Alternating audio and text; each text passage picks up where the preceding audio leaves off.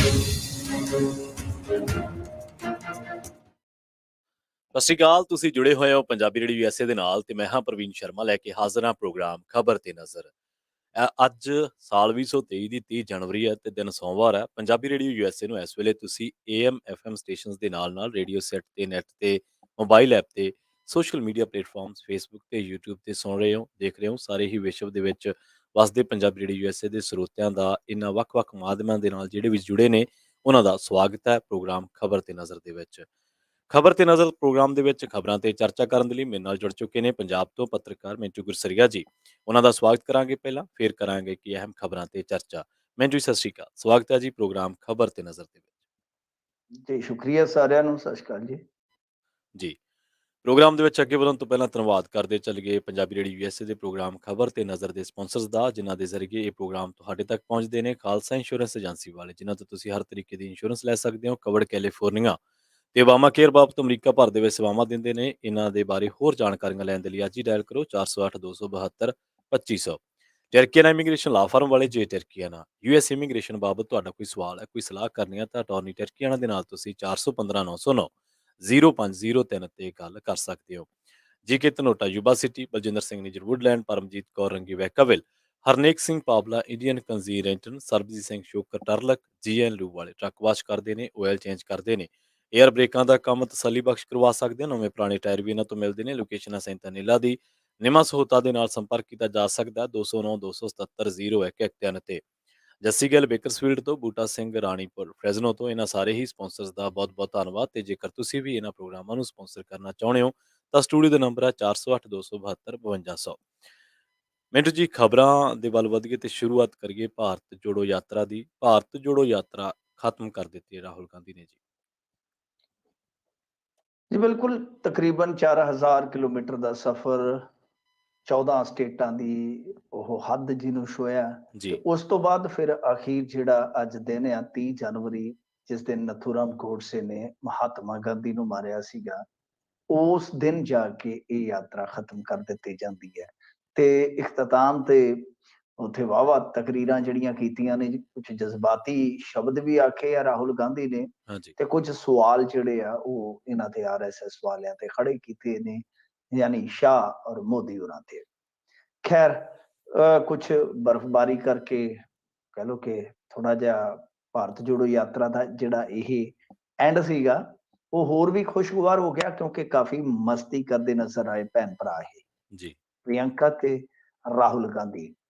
ਖੈਰ, ਭਾਰਤ ਜੋੜੋ ਯਾਤਰਾ ਵੱਖ-ਵੱਖ ਪੜਾਵਾਂ ਚੋਂ ਗੁਜ਼ਰਦੀ ਹੋਈ ਆਪਣੇ ਫਿਨਿਸ਼ਿੰਗ ਪੁਆਇੰਟ ਤੇ ਪਹੁੰਚ ਗਈ ਆ। ਪਰ ਮੈਂ ਸਮਝਦਾ ਕਿ ਇਹ ਭਾਰਤ ਜੋੜੋ ਯਾਤਰਾ ਇੱਥੇ ਖਤਮ ਨਹੀਂ ਹੁੰਦੀ ਹੈ। ਜੀ, ਭਾਰਤ ਜੋੜੋ ਯਾਤਰਾ ਇੱਥੇ ਇੱਕ ਥਾਂ ਤੇ ਮੁੱਕ ਕੇ ਇੱਥੋਂ ਹੀ ਫੇਰ ਦੁਬਾਰਾ ਸ਼ੁਰੂ ਹੋ ਜਾਏਗੀ ਇਹਨਾਂ ਦੀ। ਕਿਉਂ? ਕਿਉਂਕਿ ਭਾਰਤ ਜੋੜੋ ਯਾਤਰਾ, ਠੀਕ ਹੈ, ਇਹਨੂੰ ਇੱਕ ਨਾਂ ਐਸਾ ਦਿੱਤਾ ਗਿਆ ਕਿ ਭਾਰਤ ਜੋੜੋ, ਪਰੰਤੂ ਮੇਰਾ ਮੰਨਣਾ ਇਹ ਆ ਕਿ ਅਸਲ ਦੇ ਵਿੱਚ ਇਹ ਰਾਹੁਲ ਗਾਂਧੀ ਦਾ ਇੱਕ ਨਵਾਂ ਅਵਤਾਰ ਬਣਾਉਣ ਦਾ ਯਤਨ ਸੀਗਾ, ਜਿਹਦੇ ਚ ਰਾਹੁਲ ਗਾਂਧੀ ਨੇ ਖੂਬ ਮਿਹਨਤ ਵੀ ਕੀਤੀ ਆ। ਤੇ ਮੈਨੂੰ ਇਹ ਲੱਗਦਾ ਕਿ ਉਹਦਾ ਫਰਕ ਵੀ ਪਿਆ ਹੈ, ਕਿਉਂਕਿ ਜਦ ਜਿਹੜਾ ਕੁਝ ਤੁਹਾਨੂੰ ਯੂਨੀਵਰਸਿਟੀਆਂ ਨਹੀਂ ਨਾ ਸਿਖਾਉਂਦੀਆਂ ਉਹ ਸੜਕ ਸਿਖਾ ਦਿੰਦੀ ਹੈ। ਸੜਕ ਬਹੁਤ ਵੱਡੀ ਆਪਣੇ ਆਪ ਦੇ ਵਿੱਚ ਸੰਸਥਾ ਹੈ।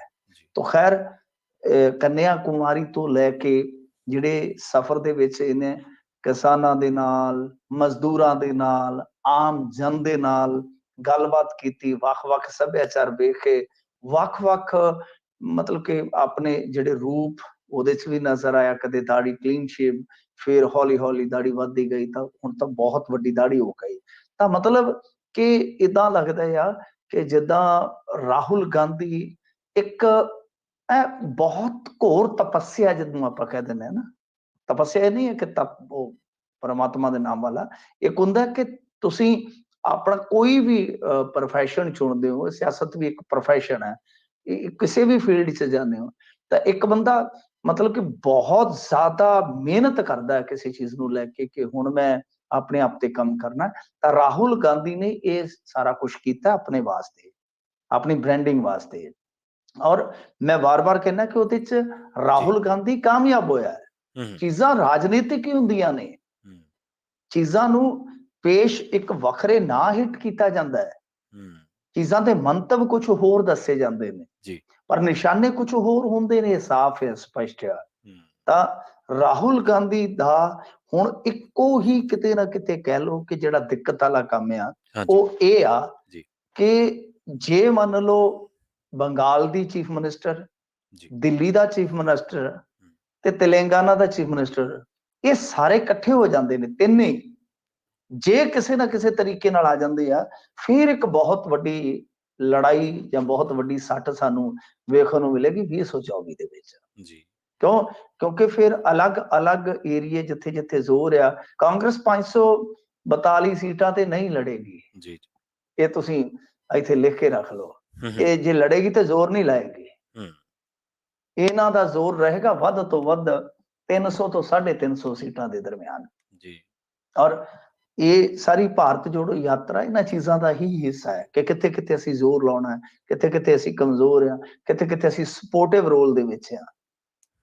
ਇਸ ਤਰ੍ਹਾਂ ਹੀ ਹੈ ਇਹ ਰਾਹੁਲ ਗਾਂਧੀ ਜੋ ਆਪੋਜੀਸ਼ਨ ਇਕੱਠੀ ਹੋ ਕੇ ਕੋਈ ਸੰਭਾਵਨਾ ਪੈਦਾ ਕਰਦੀ ਹੈ ਤਾਂ ਉਹਦਾ ਇੱਕ ਤਰ੍ਹਾਂ ਨਾਲ ਕਹਿ ਲਓ ਕਿ ਚਿਹਰਾ ਬਣ ਸਕਦਾ ਆ।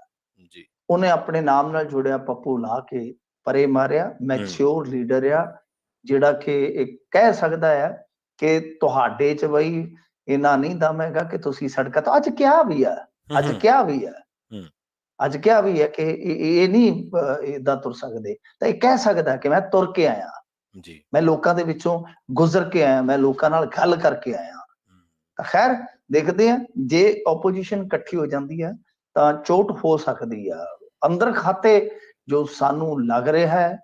ਤੇ ਕੁਝ ਚੀਜ਼ਾਂ ਜਿਹੜੀਆਂ ਮੈਨੂੰ ਦਿਖ ਰਹੀਆਂ ਨੇ, ਜਿੰਨਾ ਕੋ ਮੈਂ ਦੇਖ ਸਕਦਾ, ਪੜ੍ਹ ਪਾਉਣਾ, RSS ਦੇ ਵਿੱਚ ਵੀ ਇਸ ਚੀਜ਼ ਨੂੰ ਲੈ ਕੇ ਬੇਚੈਨੀ ਹੈ ਕਿ 2024 ਇੰਨਾ ਸੌਖਾ ਨਹੀਂ ਹੋਣ ਵਾਲਾ। ਹਾਂ, ਭਾਜਪਾ ਅੱਗੇ ਆ, ਇਹਦੇ ਚ ਕੋਈ ਸ਼ੱਕ ਨਹੀਂ, ਇਹਨਾਂ ਤੋਂ ਕਹਿ ਲਓ ਕਿ ਕੋਈ ਅੱਗੇ ਆ ਕੋਈ ਕੁਝ ਕਦਮ, ਪਰੰਤੂ ਜੇ ਆਪੋਜੀਸ਼ਨ ਜਿਹੜੀ ਆ ਉਹ ਇਕੱਠੀ ਹੋ ਜਾਂਦੀ ਹੈ ਤੇ ਵੱਖ-ਵੱਖ ਥਾਵਾਂ ਤੇ ਜਿੱਥੇ ਜਿੱਥੇ ਜ਼ੋਰ ਆ, ਉਹ ਵੰਡਵਾਂ ਜ਼ੋਰ ਜਿਹੜਾ ਉਹ ਇੱਕ ਦੂਜੇ ਨੂੰ ਸਪੋਰਟ ਦੇ ਕੇ ਲਾਇਆ ਜਾਂਦਾ ਹੈ, ਫਿਰ ਬਹੁਤ ਸਥਿਤੀ ਕਸੂਤੀ ਹੋ ਜਾਏਗੀ। ਤੇ ਪਿਛੇ ਜੇ ਭਾਗਵਤ ਦਾ ਬਿਆਨ LGBT ਨੂੰ ਲੈ ਕੇ, ਮੁਸਲਮਾਨਾਂ ਨੂੰ ਲੈ ਕੇ, ਈਸਾਈਆਂ ਨੂੰ ਲੈ ਕੇ ਅਸੀਂ ਨੋਟ ਕਰਦੇ ਰਹਿੰਦੇ ਆ, ਇਹ ਚੀਜ਼ਾਂ ਸੰਕੇਤਕ ਨੇ, ਇਹ ਚੀਜ਼ਾਂ ਇਸ਼ਾਰਿਆਂ ਮਾਤਰ ਨਹੀਂ, ਇਹਨਾਂ ਚੀਜ਼ਾਂ ਚ ਕਿਤੇ ਨਾ ਕਿਤੇ ਕੁਝ ਸੱਚ ਵੀ ਛੁਪਿਆ ਕਿ ਇਹ ਥੋੜਾ ਬਹੁਤਾ ਸੋਚਣਾ ਹੁਣ ਸ਼ੁਰੂ ਕਰ ਚੁੱਕੇ ਆ ਕਿ ਸਾਡਾ ਪਾਣੀ ਸ਼ਾਇਦ ਲੈਣਾ ਸ਼ੁਰੂ ਹੋ ਗਿਆ। ਔਰ ਮੇਰਾ ਮੰਨਣਾ ਹੈ ਕਿ ਭਾਜਪਾ ਨੇ ਪੀਕ ਹਾਸਲ ਕਰ ਲਿਆ ਹੈ। ਭਾਜਪਾ ਨੇ, ਇਹ ਮੈਂ ਜ਼ਿੰਮੇਵਾਰੀ ਨਾਲ ਕਹਿ ਰਿਹਾ ਕਿ ਭਾਜਪਾ ਨੇ ਜੋ ਹਾਸਲ ਕਰਨਾ ਸੀਗਾ, ਜਿਵੇਂ ਕਾਂਗਰਸ ਨੇ 84 ਤੋਂ ਬਾਅਦ ਕਰ ਲਿਆ, ਉਸ ਤੋਂ ਬਾਅਦ ਕਦੇ ਤਾਂ ਭਾਜਪਾ ਨੇ ਜੋ ਹਾਸਲ ਕਰਨਾ ਸੀ ਕਰ ਲਿਆ, ਪਰ ਉਹ ਕੀ ਇਹਨਾਂ ਕੋ ਬਚਾ ਰੱਖੇਗੀ ਕਿ ਉਹ ਸੱਤਾ ਤੇ ਫੇਰ ਕਾਬਜ਼ ਰਹਿ ਸਕੇ, ਇੱਕ ਵੱਡਾ ਸਵਾਲ ਹੈ, ਲੜਾਈ ਦਾ ਸਬਬ ਹੈ। ਤੇ ਕੀ ਇਹ ਕਾਂਗਰਸ ਇਹਨਾਂ ਅੱਗੇ ਵੱਧ ਸਕੇਗੀ ਕਿ ਭਾਰਤ ਜੋੜੋ ਯਾਤਰਾ ਵਰਗਾ ਜਿਹੜਾ ਹੈ ਤਾਂ ਪੋਲੀਟੀਕਲ ਇਵੈਂਟ, ਮੈਂ ਇਹਨੂੰ ਪੋਲੀਟੀਕਲ ਇਵੈਂਟ ਬਿਲਕੁਲ ਕਿ ਜੋ ਇਹਨਾਂ ਨੇ ਕੀਤਾ ਤਾਂ ਕੀ ਇਹ 100 ਤੋਂ 150 ਤੱਕ ਜਾ ਸਕਦੇ ਆ। ਬਹੁਤ ਵੱਡੀ ਗੱਲ ਕਹਿ ਰਿਹਾ ਵਾਂ, ਤਾਂ ਇਹ ਆਪਣੇ ਆਪ ਦੇ ਵਿੱਚ ਹੁਣ ਕੁਝ ਸਵਾਲ ਰਹਿਣਗੇ, ਤਾਂ ਲੜਾਈ ਜਿਹੜੀ ਆ ਹੌਲੀ ਹੌਲੀ ਬਣੇਗੀ। ਪਰ ਜੇਕਰ ਤੇਲੰਗਾਨਾ, ਬੰਗਾਲ, ਦਿੱਲੀ ਇਹ ਇਕੱਠੇ ਹੋ ਜਾਂਦੇ ਆ ਤਾਂ ਫਿਰ ਵੈਸੇ ਤਾਂ ਬਹੁਤ ਮੁਸ਼ਕਲ ਹੈ, ਕਿਉਂਕਿ ਪੰਜਾਬ ਦੇ ਵਿੱਚ ਹੁਣ ਤੁਹਾਨੂੰ ਪਤਾ ਨਾ ਸਥਿਤੀ ਕਿਸ ਤਰ੍ਹਾਂ ਦੀ ਬਣੀ ਪਈ ਹੈ ਇਹਨਾਂ ਦੀ, ਪੰਜਾਬ 'ਚ ਦੋਨੇ ਆਪਸ ਦੇ ਵਿੱਚ ਲੜਦੇ ਨੇ।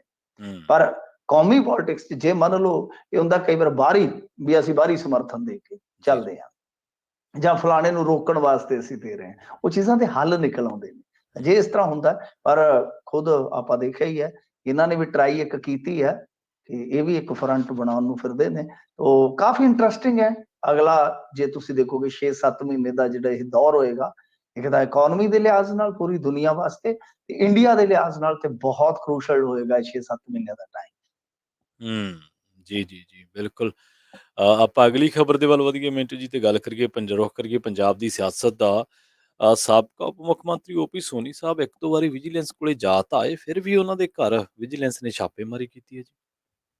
ਹਾਂਜੀ, ਪਰ ਇੱਕ ਗੱਲ ਮੈਂ ਕਰਨੀ ਭੁੱਲ ਗਿਆ ਕਿ ਅੱਜ ਹੀ ਦੇਖੋ ਭਾਰਤ ਜੋੜੋ ਯਾਤਰਾ ਖਤਮ ਹੋਈ ਹੈ। ਅੱਜ ਹੀ ਕੁਲਦੀਪ ਬਰਾੜ ਜਿਹਨੇ ਅਗਵਾਈ ਕੀਤੀ ਸੀ ਆਪਰੇਸ਼ਨ ਬਲੂ ਸਟਾਰ ਦੀ, ਉਹਦੀ ਇੰਟਰਵਿਊ ਵੀ ਹੋ ਗਈ ਹੈ ਪ੍ਰਸਾਰਿਤ। ਹਾਂਜੀ ਹਾਂਜੀ 90 ਸਾਲ ਦੀ ਉਮਰ ਦੇ ਵਿੱਚ ਉਹਨੂੰ ਵੀ ਲੈ ਆਂਦਾ ਕੱਢ ਕੇ, ਹੂੰ ਕੌਣ ਲੈ ਕੇ ਆਇਆ? ਇਹ ਬੜੀ ਇੱਕ ਇਹ ਤਰ੍ਹਾਂ ਨਾਲ ਕਹਿ ਸ- ਲਓ ਕਿ ਹੁਣ ਬਿਲਕੁਲ ਸਹੀ ਸਸਪੈਂਸ ਵਾਲੀ ਗੱਲ ਆ ਹੂੰ ਕਿ ਮੀਡੀਆ ਤੋਂ ਦੂਰ ਰਹਿਣ ਵਾਲਾ ਬਰਾੜ ਅੱਜ ਹੂੰ, ਇਹ ਆ ਕੇ ਕਹਿੰਦਾ ਹੈ ਕਿ ਉਹ ਉਸ ਟਾਈਮ ਪਾਕਿਸਤਾਨ ਨੇ ਹਮਲਾ ਕਰ ਦੇਣਾ ਸੀ ਵਗੈਰਾ ਵਗੈਰਾ ਸਾਰੀਆਂ ਗੱਲਾਂ ਜਿਹੜੀਆਂ ਕਰ ਰਿਹਾ ਹੈ। ਹੂੰ ਹੂੰ ਹੂੰ, ਹਾਲਾਂਕਿ ਉਹ ਗੱਲਾਂ ਜਿਹੜੀਆਂ ਪਹਿਲਾਂ ਵੀ ਹਨ, ਹੈਗੀਆਂ ਨੇ ਬਹਿਸ ਦੇ ਵਿੱਚ ਬਿਲਕੁਲ ਉਹ ਚੱਲਦੀਆਂ ਨੇ, ਜੀ ਪਰੰਤੂ ਉਸ ਇੰਟਰਵਿਊ ਦੀ ਟਾਈਮਿੰਗ ਬੜਾ ਕੁਛ ਕਹਿੰਦੀ ਹੈ ਤੇ ਬੜਾ ਕੁਛ ਹੂੰ, ਸੋਚਣ ਵਾਸਤੇ ਮਜਬੂਰ ਕਰਦੀ ਹੈਗੀ ਹੈ। ਜੀ ਖੈਰ ਜੀ ਕੀ ਸਵਾਲ ਕੀਤਾ ਤੁਸੀਂ ਮਾੜਾ ਜਿਹਾ ਹਾਂਜੀ, repeat ਕਰ ਮੈਂ ਕਿਹਾ ਓਪੀ ਸੋਨੀ ਦੀ ਗੱਲ ਆਪਾਂ ਕਰ ਰਹੇ ਸੀਗੇ ਮਿੰਟੂ ਜੀ, 1-2 ਵਾਰੀ ਸ਼ਾਇਦ ਵਿਜੀਲੈਂਸ ਕੋਲੇ ਜਾ ਕੇ ਤਾਂ ਆਏ ਆ, ਜਾਇਦਾਦਾਂ ਦੇ ਵੇਰਵੇ ਵੀ ਦੇ ਕੇ ਆਏ ਆ, ਪਰ ਵਿਜੀਲੈਂਸ ਨੇ ਖਹਿੜਾ ਨਹੀਂ ਛੱਡਿਆ, ਹੁਣ ਘਰੇ ਛਾਪੇਮਾਰੀ ਵੀ ਕੀਤੀ ਹੈ ਵਿਜੀਲੈਂਸ ਇਹ ਦੇਖੋ, ਜਾਇਦਾਦ ਕਿਹੜਾ ਥੋੜੀ ਹੈ, ਗੇੜੇ ਤਾਂ ਫਿਰ ਉਹ ਜਾਇਦਾਦ ਦੇ ਹਿਸਾਬ ਨਾਲ ਹੀ ਵੱਜਣੇ ਨੇ। ਨੇ। ਵੱਜਣੇ, ਬਿਲਕੁਲ ਤਾਂ ਸਹੀ। ਹੁਣ ਕੀ ਹੈ ਕਿ ਇਹਨਾਂ ਦੀ ਜਾਇਦਾਦ ਦੇ ਵਿੱਚ ਇਜ਼ਾਫਾ ਬਹੁਤ ਜ਼ਬਰਦਸਤ ਹੋਇਆ ਸੀਗਾ ਨਾ, ਤਾਂ ਵਿਜੀਲੈਂਸ ਇਹੀਓ ਪੁੱਛਦੀ ਹੈ ਕਿ ਇਹਦੇ ਪਿੱਛੇ ਕਾਰਨ ਕੀ ਹੈ। ਤਾਂ ਹੁਣ ਦੇਖੋ, ਇਹਨਾਂ ਦੀ ਜੀ। ਕੋਈ ਕੋਠੀ ਨਵੀਂ ਜਿਹਦੀ ਸ਼ਹਿਤੌਤ ਹੋ ਰਹੀ ਆ, ਹੂੰ, ਹੂੰ, ਉਹ ਉੱਥੇ ਗਏ ਨੇ ਵਿਜੀਲੈਂਸ ਵਾਲੇ, ਉਹ ਹੂੰ, ਉਹਨਾਂ ਨੇ ਪੈਮਾਇਸ਼ ਕੀਤੀ ਆ ਅੰਮ੍ਰਿਤਸਰ ਦੇ ਵਿੱਚ, ਇੱਕ ਹੋਟਲ ਵੀ ਬਣ ਰਿਹਾ ਹੈ। ਦੇਖੋ ਬਤੇਰਾ ਕੁਛ ਆ, ਵਰਦੀ ਘੁਟਾਲੇ ਤੋਂ ਲੈ ਕੇ ਜੋ ਕੁਛ ਹੋਇਆ, ਜਦੋਂ ਇਹ ਸਿਹਤ ਮੰਤਰੀ ਸਨ ਉਦੋਂ ਫਿਰ ਪੀਪੀ ਘੁਟਾਲਾ ਨਹੀਂ, ਉਦੋਂ ਸਿਹਤ ਮੰਤਰੀ ਨਹੀਂ ਸਨ ਸ਼ਾਇਦ, ਜੀ। ਤਾਂ ਇਹ ਸਾਰਾ ਕੁਛ ਮਤਲਬ ਕਿ ਹੈ ਤਾਂ ਅੰਮ੍ਰਿਤਸਰ ਦੇ ਵਿੱਚ ਸਨ। ਤਾਂ ਗੱਲ ਇਹ ਆ ਕਿ ਇਹ ਸਾਰਾ ਕੁਛ ਜਿਹੜਾ ਹੋਇਆ, ਹੂੰ, ਹੂੰ, ਮਤਲਬ ਕਿ ਵਰਦੀ ਘੁਟਾਲੇ ਤੋਂ ਲੈ ਕੇ ਹੋਟਲ ਵਾਲਾ ਜਿਹੜਾ ਵਿਵਾਦ ਆ, ਤਾਂ ਉਹਦੇ ਦਰਮਿਆਨ ਹੁਣ ਇੱਕ ਚੀਜ਼ ਜਿਹੜੀ ਹੈ ਉਹ ਤੈਅ ਕਰੇਗੀ ਕਿ ਓਪੀ ਸੋਨੀ ਦੀ ਖੱਜਲ ਖੁਆਰੀ ਕਿੰਨੀ ਹੁੰਦੀ ਹੈ, ਜਿਹੜੀ ਇਹ ਪੈਮਾਇਸ਼ ਆ ਹੂੰ, ਜਾਂ ਜਿਹੜੇ ਪ੍ਰੋਫਾਰਮੇ ਦਿੱਤੇ ਜਾਣਗੇ ਇਹਨਾਂ ਨੂੰ, ਕਿਉਂਕਿ ਪ੍ਰੋਫਾਰਮੇ ਦੇ ਦਿੰਦੇ ਆ, ਇਹ ਇਹਨਾਂ ਨੇ ਜਾ ਕੇ ਉਹ ਭਰ ਕੇ ਤੇ ਫਿਰ ਮੁੜ ਕੇ ਸਾਰੀਆਂ ਚੀਜ਼ਾਂ ਦਾ ਜਵਾਬ ਦੇਣਾ ਕਿ ਇਹ ਪ੍ਰਾਪਰਟੀ ਮੇਰੀ ਜਿਹੜੀ ਹੈਗੀ ਆ, ਹੂੰ, ਇਸ ਵਸੀਲੇ ਤੋਂ ਮੈਂ ਬਣਾਈ ਹੈ। ਉਸ ਤੋਂ ਬਾਅਦ ਜਿਹੜੀ ਆਪਾਂ ਗੱਲ ਕਰ ਰਹੇ ਹਾਂ ਕਿ ਉਸ ਤੋਂ ਬਾਅਦ ਫਿਰ ਤੈਅ ਹੋਏਗਾ ਕਿ ਕੀ ਹੋ ਸਕਦਾ ਹੈ। ਉਹ ਗੱਲ ਇਹ ਹੈ ਕਿ ਪਹਿਲਾਂ ਇਹਨਾਂ ਨੇ ਜਾ ਕੇ ਜੋ ਉਹਨਾਂ ਨੇ ਮੰਗਿਆ ਸੀ ਫੜਾ ਦਿੱਤਾ, ਪਰ ਹੁਣ ਦੁਬਾਰ ਤੋਂ ਪੈਮਾਇਸ਼ ਹੋ ਰਹੀ ਹੈ। ਦੇਖੋ ਅੱਗੇ ਕੀ ਬਣਦਾ ਹੈ। ਪਰ ਅੰਮ੍ਰਿਤਸਰ ਹੀ ਨਹੀਂ, ਅੱਜ ਫਰੀਦਕੋਟ ਦੇ ਵਿੱਚ ਵੀ ਹਲਚਲ ਪੂਰੀ ਰਹੀ ਆ। ਕਿੱਕੀ ਢਿੱਲੋਂ ਨੂੰ ਵੀ ਬੁਲਾ ਲਿਆ ਗਿਆ, ਜੀ। ਵਿਜੀਲੈਂਸ ਦਫ਼ਤਰ ਦੇ ਵਿੱਚ ਉਹ ਪਹੁੰਚੇ ਤੇ ਬਾਹਰ ਨਿਕਲ ਕੇ ਉਹਨਾਂ ਨੇ ਕਿਹਾ ਕਿ ਮੈਂ ਤੇ ਬਿਜ਼ਨਸਮੈਨ ਆ, ਮੇਰੀ ਸਾਰੀ ਜਾਣਕਾਰੀ ਉਹ ਔਨ ਪੇਪਰ ਵੀ ਆ, ਆਨਲਾਈਨ ਵੀ ਪਈ ਆ, ਹੂੰ, ਹੂੰ, ਮੈਂ ਤਾਂ ਬਈ ਕੀ ਲਿਖਾਉਣਾ ਆ, ਹੂੰ, ਜੋ ਵੀ ਮੈਨੂੰ ਪੁੱਛਣਗੇ ਮੈਂ ਦੱਸ ਦੇਵਾਂਗਾ। ਤਾਂ ਮਤਲਬ ਕਿ ਵਿਜੀਲੈਂਸ ਜਿਹੜੀ ਹੈ ਨਾ, ਉਹ ਆਉਣ ਵਾਲੇ ਦਿਨਾਂ 'ਚ ਕਾਫੀ ਐਕਟਿਵ ਨਜ਼ਰ ਆਏਗੀ। ਜੀ। ਤੇ ਮੈਂ ਅੱਗੇ ਕਹਿੰਦਾ ਹੁੰਦਾ, ਉਹ ਜਿਹੜੀ ਉਹ ਦੀਵਾਰ ਫਿਲਮ ਦੇ ਨਾ, ਉਹ ਬੜੀ ਵਧੀਆ ਇੱਕ ਗੱਲ ਕਹਿੰਦਾ ਕਿ ਮੇਰੇ ਪਾਸ ਬੰਗਲਾ ਹੈ, ਗਾੜੀ ਹੈ, ਤੇਰੇ ਹੂੰ, ਪਾਸ ਕਿਆ? ਤਾਂ ਕਹਿੰਦਾ ਮੇਰੇ ਪਾਸ ਮਾਂ ਹੈ। ਹੂੰ, ਤਾਂ ਗੱਲ ਇਹ ਹੈ ਕਿ ਇੱਥੇ ਮਾਨ ਸਾਹਿਬ ਦੇ ਕੋਲ ਉਹ ਕਹਿੰਦਾ ਮੇਰੇ ਪਾਸ ਵਿਜੀਲੈਂਸ ਹੈ। ਜੀ। ਕੁਛ ਵੀ ਹੈ ਤਾਂ ਵਿਜੀਲੈਂਸ ਬਥੇਰਾ ਕੁਛ, ਕਿਉਂਕਿ ਵਿਜੀਲੈਂਸ ਦੀ ਕਾਰਵਾਈ ਐਸੀ ਕਾਰਵਾਈ ਹੈ ਜਿਹਦੇ ਤੇ ਪੰਜਾਬ ਵੀ ਖੁਸ਼ ਹੁੰਦਾ ਹੈ ਕਿ ਹਾਂ ਠੀਕ ਹੈ, ਵੀ ਇਹਨਾਂ ਦੀ ਮੰਜੀ ਠੋਕਣੀ ਚਾਹੀਦੀ ਹੈ। ਤੇ ਉਹਦੇ ਵਿੱਚ ਕੀ ਹੈ ਕਿ ਤੁਹਾਡੀਆਂ ਕਈ ਵਾਰ ਜਿਹੜੀਆਂ ਹੁੰਦੀਆਂ ਨੇ ਕਮੀਆਂ ਪੇਸ਼ੀਆਂ, ਉਹ ਲੁਕੀਆਂ ਰਹਿੰਦੀਆਂ, ਤੇ ਨਾਲੇ ਕਰਪਸ਼ਨ ਦੇ ਖਿਲਾਫ ਸਰਕਾਰ ਜਿਹੜੀ ਜ਼ੀਰੋ ਟੋਲਰੈਂਸ ਦੀ ਨੀਤੀ ਲੈ ਕੇ ਚੱਲ ਰਹੀ ਹੈ, ਜੀ। ਤਾਂ ਉਹਦਾ ਵੀ ਵਿਖਾਵਾ ਹੁੰਦਾ ਹੈ ਕਿਤੇ ਨਾ ਕਿਤੇ ਕਿ ਵੀ ਅਸੀਂ ਕੰਮ ਕਰ ਰਹੇ ਹਾਂ। ਹੂੰ, ਇਸ ਕਰਕੇ ਵਿਜੀਲੈਂਸ ਨੇ ਥੋੜਾ ਜਿਹਾ ਬ੍ਰੇਕ ਲਿਆ, ਵਿੱਚੋਂ ਮੈਨੂੰ ਲੱਗਦਾ ਨਵਾਂ ਸਾਲ ਮਨਾਇਆ ਸ਼ਾਇਦ ਇਹਨਾਂ ਨੇ, ਜੀ। ਉਹ ਠੰਡ ਢੰਡੋਰਾ ਜਿਹਾ ਰਿਹਾ 15-20 ਦਿਨ, ਤਾਂ ਹੁਣ ਉਸ ਤੋਂ ਬਾਅਦ ਇਹਨਾਂ ਨੇ ਨਵੇਂ ਸਿਰੇ ਤੋਂ ਕੰਮ ਚੱਕਤਾ ਲੱਗਦਾ ਹੈ। ਹੂੰ, ਬਿਲਕੁਲ। ਅਗਲੀ ਖਬਰ ਦੇ ਵੱਲ ਵਧੀਏ ਮਿੰਟੂ ਜੀ, ਕੌਂਸਲਰ ਖੁਦਕੁਸ਼ੀ ਮਾਮਲੇ ਦੇ ਵਿੱਚ ਪੁਲਿਸ ਨੇ ਹੁਣ ਐਫਆਈਆਰ ਦਰਜ ਕੀਤੀ ਹੈ। ਜਲੰਧਰ ਕੌਂਸਲਰ ਖੁਦਕੁਸ਼ੀ ਵਾਲਾ ਮਾਮਲਾ ਹੀ ਹੈ ਸ਼ਾਇਦ। ਹਾਂਜੀ ਦੇਖੋ, ਇਹਦੇ ਵਿੱਚ ਕੀ ਹੈ ਕਿ ਦਰਅਸਲ ਇਹ ਜਿਹੜਾ ਕਾਉਂਸਲਰ ਸੀਗਾ, ਇਹਦੇ ਨਾਲ ਇਹਦਾ ਬਾਪ ਵੀ ਫਸਿਆ ਸੀ। ਇਹ ਦੋਨੇ ਇੱਕ ਮੁਕੱਦਮੇ 'ਚ ਫਸੇ ਹੋਏ ਨੇ। ਜੀ। ਇਹ ਅਵਤਾਰ ਹੈਨਰੀ ਦੇ ਮੁੰਡੇ ਦੇ ਬਹੁਤ ਨਜ਼ਦੀਕੀ ਸੀਗੇ, ਹੂੰ, ਹੂੰ, ਹੂੰ, ਤੇ ਉਹਨਾਂ ਨੇ ਦਿੱਤੀਆਂ ਸੀਗੀਆਂ ਸੁਸਾਇਟੀਆਂ ਨੂੰ ਗਰਾਂਟਾਂ, ਜੀ, 10-10 ਲੱਖ ਰੁਪਈਆ ਸ਼ਾਇਦ ਗ੍ਰਾਂਟ ਦਿੱਤੀ ਸੀਗੀ। ਜੀ, ਜੀ। ਉਹਦੀ ਸ਼ਿਕਾਇਤ ਹੋਈ ਸੀ, ਏਡੀਸੀ ਨੇ ਜਾਂਚ ਕੀਤੀ ਸੀਗੀ। ਉੱਤੇ ਬਾਅਦ ਕੀ ਹੋਇਆ ਹੂੰ, ਕਿ ਹਾਈ ਕੋਰਟ ਚੋਂ ਇਹਦੇ ਬਾਪ ਨੂੰ ਤੇ ਜ਼ਮਾਨਤ ਮਿਲ ਗਈ ਸੀਗੀ, ਪਰ ਸੁਪਰੀਮ ਕੋਰਟ ਤੱਕ ਇਹਨੂੰ ਰਾਹਤ ਨਹੀਂ ਮਿਲੀ। ਉਸ ਤੋਂ ਬਾਅਦ ਇਹਨੇ ਕਈ ਬੰਦਿਆਂ ਦਾ ਨਾਮ ਲੈ ਕੇ ਸੁਸਾਈਡ ਕਰ ਲਈ, ਤੇ ਇੱਥੋਂ ਤੱਕ ਕਿਹਾ ਕਿ ਜੱਜ ਅਤੇ ਪੁਲਿਸ ਨੂੰ ਦੇਣ ਵਾਸਤੇ ਮੇਰੇ ਕੋਲੋਂ ਉਲਟਾ ਬਲੈਕਮੇਲਿੰਗ ਦੇ ਜ਼ਰੀਏ 15-20 ਲੱਖ ਰੁਪਈਆ ਵੀ ਠੱਗ ਲਿਆ ਗਿਆ ਹੈ। ਤਾਂ ਉਸ ਜੀ। ਤੋਂ ਬਾਅਦ ਇਹ ਮਾਮਲਾ ਜਿਹੜਾ ਉਹ ਫਿਰ ਅੱਗੇ ਹੁਣ ਇਸ ਦਿਸ਼ਾ ਵੱਲ ਵਧਿਆ ਵਾ ਕਿ ਇਹਦੀ ਲਾਸ਼ ਰੱਖ ਕੇ ਘਰਦਿਆਂ ਨੇ ਪ੍ਰਦਰਸ਼ਨ ਵੀ ਕੀਤਾ। ਹੂੰ, ਹੂੰ, ਉਸ ਤੋਂ ਬਾਅਦ ਹੁਣ ਇਸ ਮਾਮਲੇ ਦੇ ਵਿੱਚ ਜਿੰਨੇ ਬੰਦਿਆਂ ਦਾ ਜ਼ਿਕਰ ਕੀਤਾ ਗਿਆ ਸੁਸਾਈਡ ਨੋਟ ਦੇ ਵਿੱਚ, ਸਾਰਿਆਂ ਤੇ ਕਹਿੰਦੇ ਐਫ ਆਈ ਆਰ ਤੇ ਹੋ ਗਈ ਆ, ਹੂੰ, ਪਰ ਹੂੰ, ਕਿਉਂਕਿ ਇਹਦੇ ਵਿੱਚ ਨਾਮ ਤੁਹਾਨੂੰ ਪਤਾ ਹੀ ਹੈ ਭਾਰਤੀ ਜਨਤਾ ਪਾਰਟੀ ਦੇ ਇੱਕ ਲੀਡਰ ਦਾ ਆਉਂਦਾ ਹੈ ਜਿਹੜਾ ਜੀ ਸਾਬਕਾ ਵਿਧਾਇਕ ਰਹਿ ਚੁੱਕਿਆ ਹੈ, ਭੰਡਾਰੀ, ਜੀ ਉਹਦਾ ਜ਼ਿਕਰ ਆਉਂਦਾ ਹੈ। ਜੀ ਹੁਣ ਪੁਲਿਸ ਵਾਲੇ ਪੁਸ਼ਟੀ ਨਹੀਂ ਕਰ ਰਹੇ, ਪੁਲਿਸ ਵਾਲੇ ਟੋਪੀ ਕਮਾ ਰਹੇ ਆ, ਜਿੱਦਾਂ ਉਹ ਕਮਾ ਦਿੰਦੇ ਆ।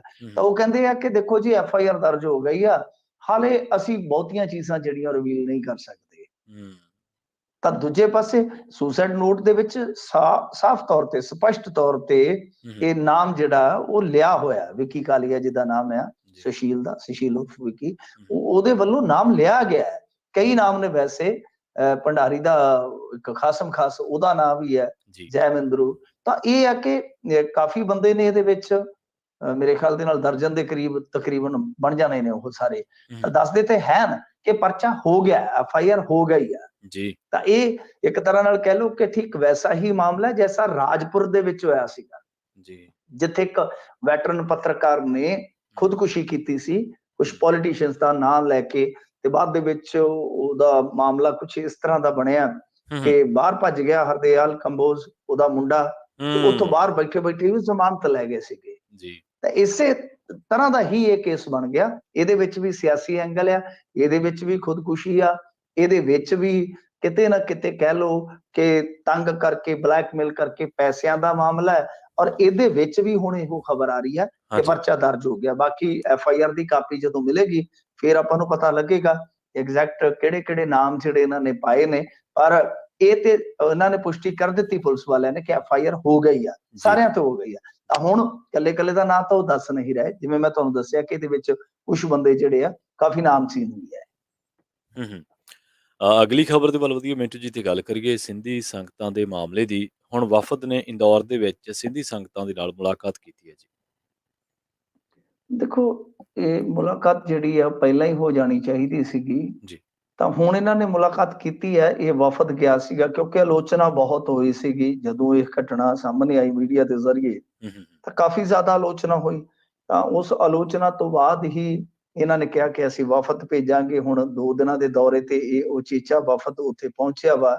ਇਸ ਵਫਦ ਦੇ ਵਿੱਚ ਧਰਮ ਪ੍ਰਚਾਰ ਕਮੇਟੀ ਦੇ ਮੈਂਬਰ ਭਾਈ ਜੈਪ ਸਿੰਘ ਬਿਆਸੀ, ਸੁਖਵਰਸ਼ ਸਿੰਘ ਪੰਨੂ, ਸ਼੍ਰੋਮਣੀ ਕਮੇਟੀ ਦੇ ਵਧੀਕ ਸਕੱਤਰ ਗੁਰਿੰਦਰ ਸਿੰਘ ਮਥਰੇਵਾਲ ਜੀ ਨੇ, ਰਾਏਪੁਰ ਛੱਤੀਸਗੜ੍ਹ ਸਿੱਖ ਮਿਸ਼ਨ ਦੇ ਇੰਚਾਰਜ ਭਾਈ ਗੁਰਮੀਤ ਸਿੰਘ, ਤੇ ਲੇਖਕ IT ਮਹਿਕਮਾ ਸ਼੍ਰੋਮਣੀ ਕਮੇਟੀ ਜਸਕਰਨ ਸਿੰਘ ਸ਼ਾਮਲ ਆ।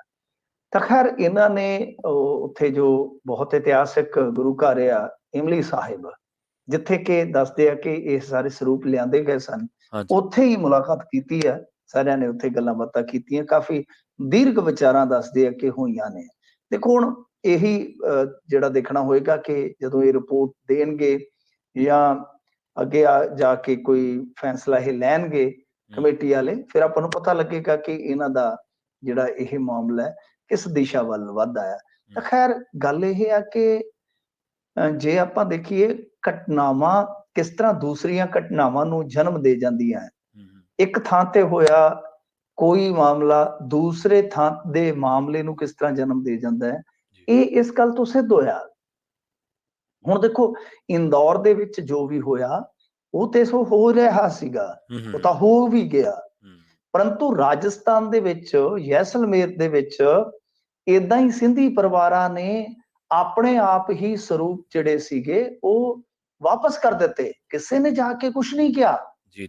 ਉਹਨਾਂ ਦਾ ਕਹਿਣਾ ਸੀਗਾ ਕਿ ਦੇਖੋ ਕੋਈ ਕੱਲ ਨੂੰ ਨਿਹੰਗ ਸਿੰਘ ਜਥੇਬੰਦੀ ਇੱਥੇ ਪਹੁੰਚਦੀ ਆ ਜਾਂ ਕੋਈ ਹੋਰ ਪਹੁੰਚਦੇ ਆ, ਅਸੀਂ ਆਪਣੇ ਭਰਾਵਾਂ ਦੇ ਨਾਲ ਕੋਈ ਲੜਾਈ ਝਗੜਾ ਨਹੀਂ ਚਾਹੁੰਦੇ। ਕਿਉਂ? ਕਿਉਂਕਿ ਬਈ ਅਸੀਂ ਤਾਂ ਝੂਲੇ ਲਾਲ ਨੂੰ ਵੀ ਮੰਨਦੇ ਆ, ਅਸੀਂ ਹੋਰ ਵੀ ਮੂਰਤੀਆਂ ਰੱਖਦੇ ਆ, ਅਸੀਂ ਮੁੱਕਰਦੇ ਨਹੀਂ ਆ। ਤੇ ਪਰ ਜੇ ਤੁਹਾਨੂੰ ਲੱਗਦਾ ਹੈ ਤੇ ਠੀਕ ਹੈ ਬਾਈ, ਅਸੀਂ ਨਹੀਂ ਕਰਦੇ, ਪਰ ਅਸੀਂ ਕਿਸੇ ਵੀ ਕਿਸਮ ਦਾ ਕੋਈ ਟਕਰਾਓ ਜਿਹੜਾ ਉਹ ਨਹੀਂ ਸੁਹੇੜਨਾ। ਤਾਂ ਉਦੋਂ ਇਹ ਗੱਲ ਜਿਹੜੀ ਹੈ ਕਿਸੇ ਨੇ ਨਹੀਂ ਗੌਲੀ ਕਿ ਦੂਸਰੀ ਥਾਂ ਤੇ ਵੀ ਹੋ ਗਿਆ। ਮਤਲਬ ਕਿ ਉੱਥੇ ਵੀ ਤਾਂ ਫਿਰ ਵਫਦ ਘੱਲਣ ਦੀ ਜ਼ਰੂਰਤ ਰਹੇਗੀ ਨਾ, ਤੇ ਉੱਥੇ ਵੀ ਜਾ ਕੇ ਮਸਲਾ ਸੌਰਟ ਕੀਤਾ ਜਾਵੇ। ਤਾਂ ਖੈਰ ਹੁਣ ਇਹ ਦੇਖਣਾ ਹੋਏਗਾ ਕਿ ਇਹ ਜਿਹੜਾ ਵਫਦ ਗਿਆ ਉਚੇਚਾ, ਇਹ ਆ ਕੇ ਕਿਸ ਤਰ੍ਹਾਂ ਦੀ ਰਿਪੋਰਟ ਪੇਸ਼ ਕਰਦਾ ਹੈ, ਕਿਸ ਤਰ੍ਹਾਂ ਦਾ ਕੋਈ ਉਹਦੇ ਤੇ ਐਕਸ਼ਨ ਲਿਆ ਜਾਂਦਾ ਹੈ। ਪਰ ਮੇਰੇ ਖਿਆਲ ਦੇ ਨਾਲ ਇਹੋ ਜਿਹੀਆਂ ਗੱਲਾਂ ਬਾਤਾਂ ਲਈ ਹੁਣ ਸਮਾਂ ਆ ਗਿਆ ਹੈ ਕਿ ਜਦੋਂ ਬਹੁਤ ਸੁਚੇਤ ਹੋ ਕੇ, ਬਹੁਤ ਡੂੰਘਾਈ ਚ ਜਾ ਕੇ, ਤੇ ਬੜਾ ਜਿੱਦਾਂ ਕਹਿ ਲਈਏ ਨਾ ਕਿ ਬੜਾ ਵੱਡਾ ਦਿਲ ਤੇ ਵੱਡਾ ਆਕਾਰ ਸੋਚ ਦਾ ਰੱਖ ਕੇ ਦੁਬਾਰ ਤੋਂ ਸੋਚਣਾ ਪਵੇਗਾ। ਸੋਚਣ ਦਾ ਕੰਮ ਸਾਡਾ ਨਹੀਂ ਹੈ, ਇਹ ਜਿਹੜੇ ਧਾਰਮਿਕ ਪੁਰਸ਼ ਨੇ, ਜਿਹੜੇ ਧਾਰਮਿਕ ਆਗੂ ਨੇ, ਉਹਨਾਂ ਦਾ ਕੰਮ ਆ ਉਹ ਦੇਖਣ ਕਿ ਅਸੀਂ ਇਹਨਾਂ ਚੀਜ਼ਾਂ ਤੋਂ ਕਿਵੇਂ ਬਚ ਸਕਦੇ ਹਾਂ। ਜੀ। ਅਗਲੀ ਖਬਰ ਦੇ ਵੱਲ ਵਧੀਏ ਮਿੰਟੂ ਜੀ, ਤੇ ਗੱਲ ਕਰੀਏ ਆਮ ਆਦਮੀ ਪਾਰਟੀ ਦੇ ਆਗੂ ਦੇ ਪਿੰਡ ਆ ਕੇ ਕੋਈ ਅਨਾਉਂਸਮੈਂਟ ਕੀਤੀ ਹੈ ਜੀ? ਹਾਂਜੀ, ਉਹਦਾ ਨਾਮ ਲੈ ਕੇ ਕਹਿੰਦੇ ਫਲਾਣਾ ਬਾਂਦਰ ਕਿੱਥੇ ਲੁਕ ਗਿਆ, ਫਲਾਂ ਅੱਛਾ ਕੌਣ ਆ, ਜੀ ਤੇ ਜੀ ਬਾਹਰ ਨਿਕਲੇ ਉਹ, ਏਦਾਂ ਦੀ ਅਨਾਉਂਸਮੈਂਟ ਸੁਣਾਈ ਦੇ ਰਹੀ ਹੈ। ਜੀ। ਪਰ ਇਹ ਕਿਉਂ ਹੋ ਰਿਹਾ, ਕਾਤੋਂ ਹੋ ਰਿਹਾ, ਸਮਝ ਤੋਂ ਪਰੇ ਦੀ ਗੱਲ ਆ। ਪਾਇਲ ਦਾ ਮਾਮਲਾ ਦੱਸਿਆ ਜਾ ਰਿਹਾ, ਵੀਡੀਓ ਵਾਇਰਲ ਹੋ ਰਹੀ ਆ ਕਾਫੀ। ਉਹ ਬੰਦੇ ਦਾ ਨਾਮ ਲੈ ਕੇ, ਆਗੂ ਦਾ ਨਾਮ ਲੈ ਕੇ ਕਿਹਾ ਜਾ ਰਿਹਾ ਹੈ ਕਿ ਇਹ ਲਾਪਤਾ ਹੋ ਗਿਆ, ਇਹਨੂੰ ਜੋ ਲੱਭ ਕੇ ਦੇਵੇਗਾ ਤੇ ਅਸੀਂ ਉਹਨੂੰ ਪੁਰਸਕ੍ਰਿਤ ਕਰਾਂਗੇ, ਉਹਨੂੰ ਇਨਾਮਾਤ ਦੇਵਾਂਗੇ ਵਗੈਰਾ ਵਗੈਰਾ। ਜਿਹੜਾ ਕਾਰ ਦੇ ਵਿੱਚ ਕੋਈ ਸ਼ਖਸ ਬੈਠਾ ਅਨਾਉਂਸਮੈਂਟ ਕਰ ਰਿਹਾ, ਉਹ ਘਰ ਵੀ ਦਿਖਾ ਰਿਹਾ ਕਿ ਆਹ ਵੇਖੋ ਇਹਦਾ ਘਰ ਆ। ਮਤਲਬ ਕਿ ਇੰਨੀ ਜ਼ਿਆਦੀ ਦੀਦਾ ਦਲੇਰੀ ਹੈ। ਤੇ ਕਹਿੰਦੇ ਆ ਕਿ ਪਹਿਲਾਂ ਇਹ ਗਾਲਾਂ ਕੱਢਦਾ ਸੀਗਾ ਸਾਡੇ ਨਾਲਦਿਆਂ ਨੂੰ, ਹੁਣ ਇਹ ਬਾਹਰ ਨਹੀਂ ਨਿਕਲ ਰਿਹਾ ਵਗੈਰਾ ਵਗੈਰਾ। ਸਾਰੀਆਂ ਗੱਲਾਂ ਹੋਈਆਂ ਨੇ। ਡੀਐਸਪੀ ਨੂੰ ਪੁੱਛਿਆ ਗਿਆ ਤਾਂ ਡੀਐਸਪੀ ਜਿਹੜਾ ਹੈ ਉਹ ਕਹਿੰਦਾ ਕਿ ਸਾਡੇ ਕੋਲ ਕੋਈ ਲਿਖਤੀ ਸ਼ਿਕਾਇਤ ਨਹੀਂ ਆਈ। ਕਮਾਲ ਦੀ ਗੱਲ ਆ ਕਿ ਜੇ ਲਿਖਤੀ ਸ਼ਿਕਾਇਤ ਨਹੀਂ ਆਈ, ਵੀਡੀਓ ਸਾਰੇ ਪੰਜਾਬੀਆਂ ਦੇ ਫੋਨ 'ਚ ਪਹੁੰਚ ਰਹੀ ਹੈ। ਨਾਮ ਦੱਸਿਆ ਜਾ ਰਿਹਾ ਕਿ ਉੱਥੋਂ ਦਾ ਕੋਈ ਪਿੰਡ ਦਾ ਕੋਈ ਲੀਡਰ ਆ, ਕੋਈ ਆਗੂ ਹੈ। ਤੇ ਗੱਲ ਇਹ ਆ ਕਿ ਇਸ ਤਰ੍ਹਾਂ ਕਾਰਾਂ ਦੇ ਵਿੱਚ ਸਾਊਂਡ ਸਿਸਟਮ ਲਾ ਕੇ ਅਨਾਉਂਸਮੈਂਟ ਆ, ਚਲੋ ਠੀਕ ਆ, ਕੋਈ ਗਲਤ ਹੋ ਸਕਦਾ ਹੈ, ਕੋਈ ਸਹੀ ਹੋ ਸਕਦਾ ਹੈ, ਤਾਂ ਭਾਈ ਉਹ ਠੀਕ ਆ, ਵਿਚਾਰਕ ਮਤਭੇਦ ਹੋ ਸਕਦੇ ਆ, ਆਪਸ ਦੇ ਵਿੱਚ ਮਨਮੁਟਾਵ ਹੋ ਸਕਦਾ ਆ। ਪਰ ਏਦਾਂ ਮਤਲਬ ਕਿ ਸੈੱਟ ਸਪੀਕਰ ਲਾ ਕੇ, ਸਾਊਂਡ ਸਿਸਟਮ ਲਾ ਕੇ ਕਿਸੇ ਨੂੰ ਵੰਗਾਰਨਾ, ਲਲਕਾਰਨਾ, ਘਰ ਤੱਕ ਚਲੇ ਜਾਣਾ, ਤੇ ਇਹ ਸਾਰੀਆਂ ਚੀਜ਼ਾਂ ਤੇ ਬਹੁਤ ਅੱਗੇ ਦੀਆਂ ਗੱਲਾਂ ਨੇ, ਬਹੁਤ ਅੱਗੇ ਦੀਆਂ ਗੱਲਾਂ ਨੇ। ਖੈਰ ਦੱਸਿਆ ਹੀ ਜਾ ਰਿਹਾ ਹੈ, ਦੋਸ਼ ਜਿਹੜੇ ਲਾਏ ਜਾ ਰਹੇ ਨੇ ਕਿ ਇਸ ਆਗੂ ਤੇ ਦੋਸ਼ ਇਹ ਆ ਕਿ ਇਹ ਫੇਸਬੁੱਕ ਤੇ ਕਿਤੇ ਗਾਲੋ ਗਾਲੀ ਹੋਏ ਨੇ। ਇਹ ਵੀ ਇੱਕ ਸਿਆਪਾ ਸਾਡੇ ਗੱਲ ਦੇ ਵਿੱਚ ਪੈ ਗਿਆ। ਤਕਨੀਕ ਨੇ ਸਾਨੂੰ ਦਿੱਤਾ ਵੀ ਬਹੁਤ ਕੁਛ ਆ, ਪਰ ਆਹ ਸੀੜੀ ਸਿਆਪੇ ਵੀ ਸਾਨੂੰ ਜਿਹੜੇ ਪਏ ਨੇ, ਇਹਦਾ ਵੀ ਕੋਈ ਅੰਤ ਨਹੀਂ ਹੈਗਾ। ਦੱਸਿਆ ਜਾਂਦਾ ਕਿ ਮਾਮਲਾ ਸੋਸ਼ਲ ਮੀਡੀਆ ਤੋਂ ਸ਼ੁਰੂ ਹੋਇਆ ਵਾ।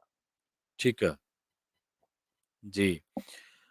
ਅਗਲੀ ਖਬਰ ਦੇ ਵੱਲ ਵਧੀਏ ਮਿੰਟੂ ਜੀ, ਤੇ ਗੱਲ ਕਰੀਏ BBC ਦੀ ਡਾਕੂਮੈਂਟਰੀ ਦੀ। ਹੁਣ ਇਹਦੇ ਤੇ ਜਿਹੜੀ ਪਾਬੰਦੀ ਦੀ ਪਟੀਸ਼ਨ ਆ, ਉਹਦੇ ਤੇ ਸੁਣਵਾਈ ਹੁਣ 6 ਫਰਵਰੀ ਨੂੰ ਹੋਣੀ ਹੈ ਜੀ? ਹਾਂਜੀ, ਦੇਖੋ ਇਹਦੇ ਵਿੱਚ ਜਿਹੜੀ ਸੁਣਵਾਈ ਹੋਏਗੀ ਉਹ 6 ਫਰਵਰੀ ਨੂੰ ਹੋਏਗੀ। ਤਾਂ ਇਹਦੀ ਜਿਹੜੀ ਸੁਣਵਾਈ ਹੈ ਉਹ ਜਿਹੜੇ DY ਚੰਦਰਚੂੜ ਚੀਫ ਜਸਟਿਸ ਆ, ਉਹਨਾਂ ਦੀ ਅਗਵਾਈ ਵਾਲੇ ਬੈਂਚ ਦੇ ਸਾਹਮਣੇ ਹੋਏਗੀ। ਤਾਂ ਮੇਰੇ ਖਿਆਲ ਦੇ ਨਾਲ ਇਹ ਸੁਣਵਾਈ ਜਿਹੜੀ ਆ ਸੁਣਨੇ ਵਾਲੀ ਹੋਏਗੀ, ਦੇਖਣ ਵਾਲੀ ਹੋਏਗੀ ਕਿ ਉੱਥੇ ਕਿਹੜੀਆਂ ਦਲੀਲਾਂ ਰੱਖੀਆਂ ਜਾਂਦੀਆਂ ਨੇ, ਕੀ ਕੁਛ ਕੀਤਾ ਜਾਂਦਾ ਹੈ। ਕਿਉਂਕਿ ਮਸਲਾ ਦੇਖੋ ਇਹ ਆ ਕਿ ਬਹਿਸ ਦਾ ਵਿਸ਼ਾ ਜਿਹੜਾ BBC, ਮੈਂ ਵਾਰ-ਵਾਰ ਕਹਿਣਾ BBC ਦਾ ਦੂਸਰਾ ਪਾਰਟ ਵੀ ਦੇਖ ਲਿਆ ਡਾਕੂਮੈਂਟਰੀ ਦਾ, ਕੱਖ ਵੀ ਨਹੀਂ ਹੈ। ਉਹ ਤਾਂ ਮੇਰੀ ਨਜ਼ਰ 'ਚ, ਹੋ ਸਕਦਾ ਮੈਂ ਗਲਤ ਹੋਵਾਂ, ਮੈਨੂੰ ਤਾਂ ਇਹ ਲੱਗਦਾ ਕਿ BBC ਨੇ ਆਪਣੇ ਨਾਂ ਦੇ ਨਾਲ ਹੀ ਕੋਈ ਨਿਆਂ ਨਹੀਂ ਕੀਤਾ।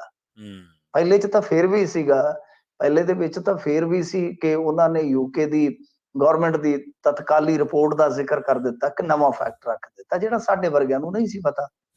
ਪਰ ਦੂਸਰਾ ਤਾਂ ਏਦਾਂ ਹੈ ਕਿ ਜਿਵੇਂ ਕੋਈ 5-7 ਬੰਡਲ ਅਖਬਾਰਾਂ ਦੇ ਲੈ ਕੇ ਵਿੱਚੋਂ ਖਬਰਾਂ ਕਤਰ ਕੇ ਇੱਕ ਆਪਣਾ ਅਖਬਾਰ ਜੋੜ ਕੇ ਬਣਾ ਦੇ, ਹੈ ਹੀ ਕੱਖ ਨਹੀਂ ਉਹਦੇ 'ਚ।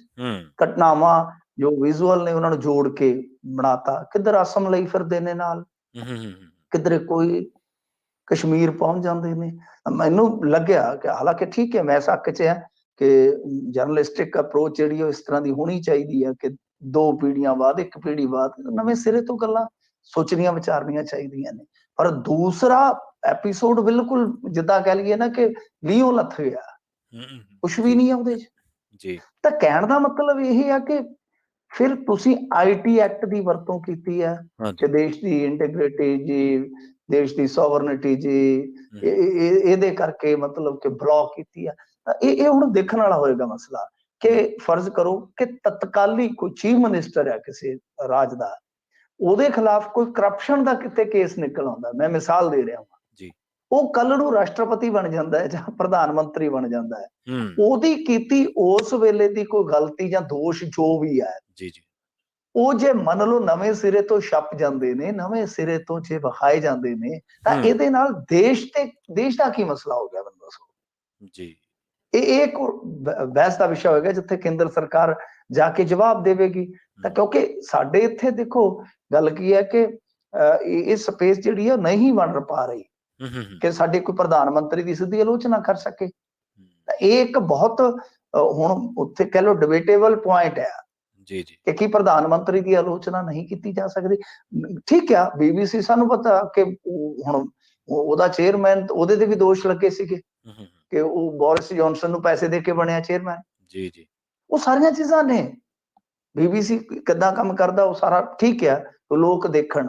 ਪਰ ਜਦੋਂ ਤੁਸੀਂ ਇਸ ਤਰ੍ਹਾਂ ਦੀਆਂ ਚੀਜ਼ਾਂ ਕਰਦੇ ਹੋ ਕਿ ਉਹ ਅਗਲੇ ਗਾਂ ਕਿਸੇ ਹੋਰ ਪੜਾਅ ਤੇ ਜਾ ਕੇ ਖਤਰਨਾਕ ਨਹੀਂ ਹੋ ਜਾਏਗਾ ਕਿ ਜਿੱਥੇ ਤੁਸੀਂ ਆਪਣੇ ਦੇਸ਼ ਦੇ ਅੰਦਰ ਹੀ ਕੋਈ ਹੋ ਸਕਦਾ ਕੱਲ ਨੂੰ ਇਸ ਤਰ੍ਹਾਂ ਦੀ ਡਾਕੂਮੈਂਟਰੀ ਨੂੰ ਬਲੌਕ ਕਰ ਦਿਓ ਜੀ ਕਿ ਦੇਸ਼ ਦੀ ਜੀ ਏਕਤਾ ਅਖੰਡਤਾ ਲਈ ਖਤਰਨਾਕ ਆ, ਜਦ ਕਿ ਐਸਾ ਕੁਝ ਨਹੀਂ ਹੈ। ਜੀ ਜੀ ਦੇਸ਼ ਦੀ ਏਕਤਾ ਅਖੰਡਤਾ ਇੰਨੀ ਕਮਜ਼ੋਰ ਥੋੜੀ ਹੈ ਕਿ BBC ਦੀ ਉਹ ਕਾਤਰਾਂ ਜੋੜ ਕੇ ਬਣਾਈ ਜਿਹੜੀ ਡਾਕੂਮੈਂਟਰੀ ਉਹੀ ਤੋੜ ਦੇਗੀ। ਹਾਂਜੀ ਅੱਗੇ ਤੁਸੀਂ ਦੇਖੋ ਜਿਹੜੀ ਕਿ ਤੁਹਾਨੂੰ ਸ਼ਾਇਦ ਯਾਦ ਹੋਏਗਾ, ਜੇ ਨਹੀਂ ਤੇ ਮੈਂ ਕਰਵਾ ਦਿੰਦਾ, ਯਾਦ ਆ ਜਾਏਗਾ। ਇਹਨਾਂ ਨੇ ਅੱਗੇ ਇਸੇ ਤਰ੍ਹਾਂ ਇੰਡੀਆਜ਼ ਡਾਟਰ ਬਣਾਈ ਸੀਗੀ, ਯਾਦ ਹੈ? ਜੀ ਜੀ ਉਹਨੂੰ ਬਲੌਕ ਕਰ ਦਿੱਤਾ ਗਿਆ। ਉਹਦੇ ਵਿੱਚ ਕੀ ਸੀਗਾ? ਕੱਖ ਵੀ ਨਹੀਂ ਸੀ ਉਹਦੇ ਚ। ਉਹਦੇ ਚ ਇੰਟਰਵਿਊ ਸੀ ਉਹਨਾਂ ਦੋਸ਼ੀਆਂ ਦੀ ਜਿਨ੍ਹਾਂ ਨੇ ਨਿਰਭਇਆ ਨਾਲ ਇਹ ਦਰਿੰਦਗੀ ਕੀਤੀ ਸੀਗੀ। ਜੀ ਤਾਂ ਗੱਲ ਇਹ ਹੈ ਕਿ ਸਾਨੂੰ ਥੋੜਾ ਜਿਹਾ ਦਾਇਰਾ ਵੱਡਾ ਰੱਖਣਾ ਪਵੇਗਾ ਕਿਉਂਕਿ ਨਹੀਂ ਤਾਂ ਫਿਰ ਇੱਕ ਪਾਸੇ ਤੇ ਅਸੀਂ ਕਹਿੰਦੇ ਕਿ ਅਸੀਂ ਦੁਨੀਆ ਦੀ ਬਹੁਤ ਵੱਡੀ ਡੈਮੋਕ੍ਰੇਸੀ ਆ, ਦੂਜੇ ਪਾਸੇ ਫਿਰ ਡੈਮੋਕ੍ਰੇਸੀਆਂ ਇਸ ਤਰ੍ਹਾਂ ਦੀਆਂ ਨਹੀਂ ਹੁੰਦੀਆਂ ਕਿ ਡਰ ਜਾਣਾ। ਜੀ ਡੈਮੋਕ੍ਰੇਸੀਆਂ ਕਾਊਂਟਰ ਕਰਦੀਆਂ ਨੇ। ਦੂਜੀ ਗੱਲ ਇਹ ਆ ਕਿ ਜੇ ਤੁਸੀਂ ਇਹ ਕਹੋ ਕਿ ਬਈ ਤੋੜਨ ਦਾ ਯਤਨ ਕਰਦੇ, ਜਿਵੇਂ ਪ੍ਰਧਾਨ ਮੰਤਰੀ ਸਾਹਿਬ ਨੇ ਬੜਾ, ਮੈਂ ਸਮਝਦਾ ਕਿ ਉਹ ਰਿਐਕਟ ਕਰਨਾ ਹੀ ਨਹੀਂ ਸੀ ਚਾਹੀਦਾ, ਬੜਾ ਬਚਕਾਨਾ ਟਾਈਪ ਦਾ ਰਿਐਕਟ ਕੀਤਾ ਕਿ ਦੇਖੋ ਜੀ ਭਾਂਤੀ ਭਾਂਤੀ ਦੀਆਂ ਗੱਲਾਂ ਬਾਹਰੋਂ ਨਿਕਲ ਕੇ ਆ ਰਹੀਆਂ, ਸਾਨੂੰ ਤੋੜਨਾ ਚਾਹੁੰਦੇ ਆ। ਪਰ ਫਿਰ ਤੁਹਾਡੇ ਤੇ ਸਵਾਲ ਖੜਾ ਹੋਏਗਾ ਜ਼ਰੂਰ ਕਿ ਜੇ ਤੁਸੀਂ ਵਾਕਿਆ ਦੇਸ਼ ਨੂੰ ਬੰਨ ਕੇ ਰੱਖਣਾ ਚਾਹੁੰਦੇ ਹੋ ਜਾਂ ਪਿਛਲੀਆਂ ਗਲਤੀਆਂ ਤੋਂ ਸਬਕ ਸਿੱਖਣਾ ਚਾਹੁੰਦੇ ਹੋ, ਤਾਂ ਫਿਰ ਜਦੋਂ ਤੁਹਾਡਾ ਹੋਮ ਮਿਨਿਸਟਰ ਇੱਕ ਰੈਲੀ 'ਚ ਖਲੋ ਕੇ ਕਹਿੰਦਾ ਹੈ ਕਿ ਅਸੀਂ ਬਈ ਉਹਨਾਂ ਨੂੰ ਸਬਕ ਸਿਖਾ ਦਿੱਤਾ ਹੈ, ਫਿਰ ਤੁਹਾਨੂੰ ਵੀ ਵਰਜਣਾ ਚਾਹੀਦਾ ਹੈ। ਉੱਥੇ ਵੀ ਤੁਸੀਂ ਜੋੜਨ ਦਾ ਕੰਮ ਨਹੀਂ ਕਰ ਰਹੇ। ਸਬਕ ਕਿਹਨਾਂ ਨੂੰ ਸਿਖਾਉਣ ਦਾ ਉੱਥੇ ਜ਼ਿਕਰ ਕੀਤਾ ਜਾ ਰਿਹਾ ਗੁਜਰਾਤ ਦੇ ਵਿੱਚ, ਇਹ ਸਭਨਾਂ ਨੂੰ ਪਤਾ, ਕੋਈ ਬੱਚੇ ਨਹੀਂ ਹੈਗੇ ਸਾਰੇ, ਕੋਈ ਰੋਟੀ ਨੂੰ ਚੋਚੀ ਦੱਸਣ ਵਾਲੇ ਨਹੀਂ ਸਾਰੇ ਹੈਗੇ। ਪਰ ਮਿੰਟੂ ਜੀ, ਜਿੱਥੇ ਗਾਣੇ ਬੈਨ ਹੋ ਜਾਂਦੇ ਆ, ਬੰਦੀ ਸਿੰਘਾਂ ਦੀ ਰਿਹਾਈ ਚਾਹੁੰਦੇ ਆ, ਕਨਵਰ ਗਰੇਵਾਲ ਦਾ ਜਾਂ SYL ਮੂਸੇਵਾਲੇ ਦਾ, ਉੱਥੇ ਡਾਕੂਮੈਂਟਰੀ ਡਾਈਜੈਸਟ ਕਰਨੀ ਤਾਂ ਬਹੁਤ ਔਖੀ ਗੱਲ ਆ। ਨਹੀਂ, ਮੇਰਾ ਮੰਨਣਾ ਇਹ ਆ ਕਿ ਇਹ ਚੀਜ਼ਾਂ ਜਿਹੜੀਆਂ ਨੇ, ਨਹੀਂ, ਡੈਮੋਕ੍ਰੇਸੀ ਦੇ ਵਿੱਚ ਚੱਲਣਾ ਚਾਹੀਦਾ। ਕੀ ਹੁੰਦਾ? ਕੁਛ ਨਹੀਂ ਹੁੰਦਾ। ਇਹ ਜਿਹੜੀ ਡਾਕੂਮੈਂਟਰੀ ਮੈਨੂੰ ਨਹੀਂ ਲੱਗਦਾ ਉਨੀ ਵੇਖੀ ਜਾਣੀ ਸੀਗੀ ਜਿੰਨੀ ਹੁਣ ਵੇਖੀ ਗਈ ਆ। ਜੀ ਜੀ ਬਿਲਕੁਲ। ਹੁਣ ਜਿੰਨੀ ਵੇਖੀ ਗਈ ਆ ਤਾਂ ਕੁਛ ਵੀ ਨਹੀਂ ਹੈਗਾ ਇਹਦੇ ਚ। ਕੀ ਹੈ ਯਾਰ, ਤੁਸੀਂ ਆਪਣੇ ਚਾਰ ਵਧੀਆ ਮਤਲਬ ਕਿ ਆਪਣੇ ਪੱਖ ਰੱਖ ਲਓ, ਉਹਨਾਂ ਚੀਜ਼ਾਂ ਨੂੰ ਜਾਣ ਦਿਓ ਕਿ ਠੀਕ ਹੈ ਬਈ ਅਸੀਂ ਰਿਐਕਟ ਕਰਨਾ ਹੀ ਨਹੀਂ। ਰਿਐਕਟ ਕਿੱਦਾਂ ਦਾ ਕਰ ਰਿਹਾ ਸਾਡਾ ਪ੍ਰਧਾਨ ਮੰਤਰੀ ਜੀ ਜੀ ਕਿ ਤੋੜ ਰਿਹਾ, ਤਾਂ ਤੁਹਾਡੇ ਮੰਤਰੀ ਕੀ ਕਰਦੇ ਨੇ ਖਲੋ ਕੇ? ਜੀ ਜੀ ਤੁਹਾਡੇ ਲੀਡਰ ਖੁਦ ਪ੍ਰਧਾਨ ਮੰਤਰੀ ਨੇ ਪਿੱਛੇ ਜੇ ਕਿਹਾ ਹੈ, ਬਿਆਨ ਦਿੱਤਾ ਬਕਾਇਦਾ, ਇਹਨਾਂ ਨੂੰ ਵਰਜਿਆ ਵੀ ਹੈ। ਮਤਲਬ ਕਿ ਜਿਹੜਾ ਹੋਮ ਮਿਨਿਸਟਰ ਜਿਹੜਾ ਹੈ ਉਹ ਇਸ ਤਰ੍ਹਾਂ ਕਹੇ, ਇਹ ਥੋੜਾ ਜਿਹਾ ਨਾ ਕਹਿ ਲਓ ਕਿ ਬਈ ਤੁਹਾਡਾ ਕਹਿ ਲਓ ਕਿ ਦੋਗਲਾਪਨ ਨਜ਼ਰ ਆਉਂਦਾ ਇਹਨਾਂ ਚੀਜ਼ਾਂ 'ਚ। ਜੀ ਬਿਲਕੁਲ। ਮਿੰਟੂ ਜੀ, ਇਹਨਾਂ ਖਾਸ ਖਬਰਾਂ ਤੇ ਖਾਸ ਜਾਣਕਾਰੀਆਂ ਦੇਣ ਦੇ ਲਈ ਤੁਹਾਡਾ ਬਹੁਤ ਬਹੁਤ ਧੰਨਵਾਦ ਜੀ। ਜੀ ਸ਼ੁਕਰੀਆ ਜੀ। ਜੀ ਇਹ ਸਨ ਆਪਣੇ ਨਾਲ ਪ੍ਰੋਗਰਾਮ ਖਬਰ ਤੇ ਨਜ਼ਰ ਦੇ ਵਿੱਚ ਮਿੰਟੂ ਗੁਰਸਰੀਗਾ ਜੀ, ਜਿਨ੍ਹਾਂ ਦੇ ਨਾਲ ਆਪਾਂ ਕਈ ਅਹਿਮ ਖਬਰਾਂ ਬਾਰੇ ਚਰਚਾ ਕੀਤੀ ਹੈ, ਜਿਨ੍ਹਾਂ ਦੇ ਵਿੱਚ BBC ਦੀ ਡਾਕੂਮੈਂਟਰੀ ਤੋਂ ਲੈ ਕੇ ਤੇ ਨਾਲ ਹੀ ਆਮ ਆਦਮੀ ਪਾਰਟੀ ਦੇ ਆਗੂ ਦੇ ਪਿੰਡ ਆ ਕੇ ਜਿਹੜੀ ਅਨਾਉਂਸਮੈਂਟ ਕੀਤੀ ਤੇ ਉਸ ਤੋਂ ਬਾਅਦ ਭਾਰਤ ਜੋੜੋ ਯਾਤਰਾ ਤੱਕ ਆਪਾਂ ਖਬਰਾਂ ਤੇ ਚਰਚਾ ਕੀਤੀ ਹੈ।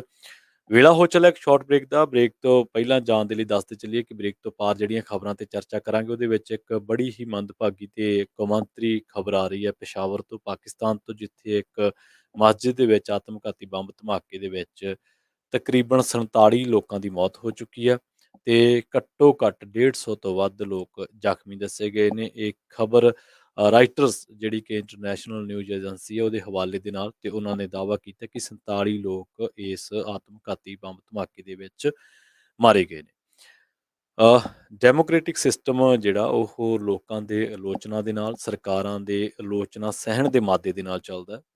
ਬੰਦੀ ਸਿੰਘਾਂ ਦਾ ਗਾਣਾ ਤੁਸੀਂ YouTube ਤੋਂ ਚੁਕਾ ਦਿਓਗੇ, ਬੰਦੀ ਸਿੰਘਾਂ ਦੇ ਬਾਰੇ ਜਿਹੜੇ ਲੋਕ ਐਕਟਿਵਿਜ਼ਮ ਕਰਦੇ ਨੇ ਜਾਂ ਉਹ ਸਰਗਰਮੀਆਂ ਰੱਖਦੇ ਨੇ, ਉਹਨਾਂ ਨੂੰ ਤੁਸੀਂ ਪਰਚਾ ਪਾ ਦਿਓਗੇ।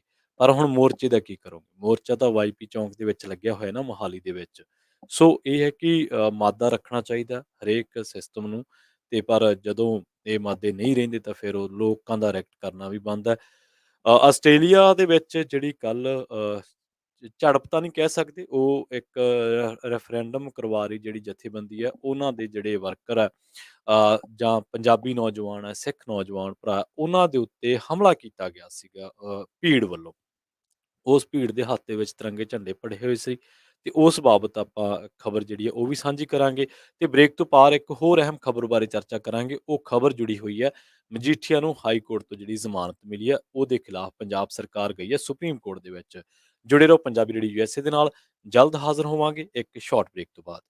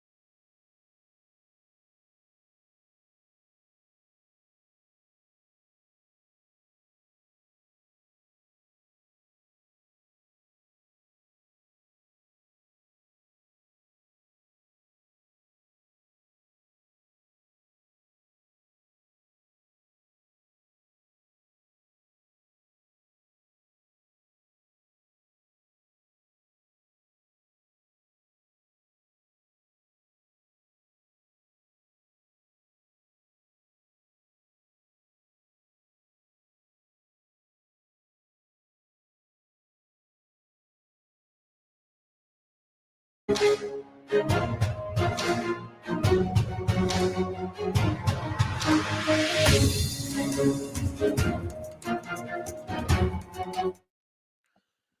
ਤੋਂ ਬਾਅਦ ਇੱਕ ਵਾਰ ਮੁੜ ਤੋਂ ਤੁਹਾਡਾ ਸਾਰਿਆਂ ਦਾ ਸਵਾਗਤ ਹੈ ਪ੍ਰੋਗਰਾਮ ਖਬਰ ਤੇ ਨਜ਼ਰ ਦੇ ਵਿੱਚ। ਤੁਸੀਂ ਜੁੜੇ ਹੋਏ ਹੋ ਪੰਜਾਬੀ ਰੇਡੀਓ ਯੂਐਸਏ ਦੇ ਨਾਲ, ਤੇ ਪੰਜਾਬੀ ਰੇਡੀਓ ਯੂਐਸਏ ਦੇ ਨਾਲ ਅੱਜ Punjabi radio USA the KLOK station 1170 AM ਅੱਜ ਸ਼ੁਰੂ ਹੋ ਚੁੱਕਿਆ, ਤੇ ਉੱਥੋਂ ਵੀ ਦਰਸ਼ਕ ਸਰੋਤੇ ਸਾਡੇ ਨਾਲ ਜੁੜੇ ਹੋਏ ਨੇ। ਉਹਨਾਂ ਦਾ ਵੀ ਪ੍ਰੋਗਰਾਮ ਦੇ ਵਿੱਚ ਸਾਰਿਆਂ ਦਾ ਹੀ ਸਵਾਗਤ ਹੈ।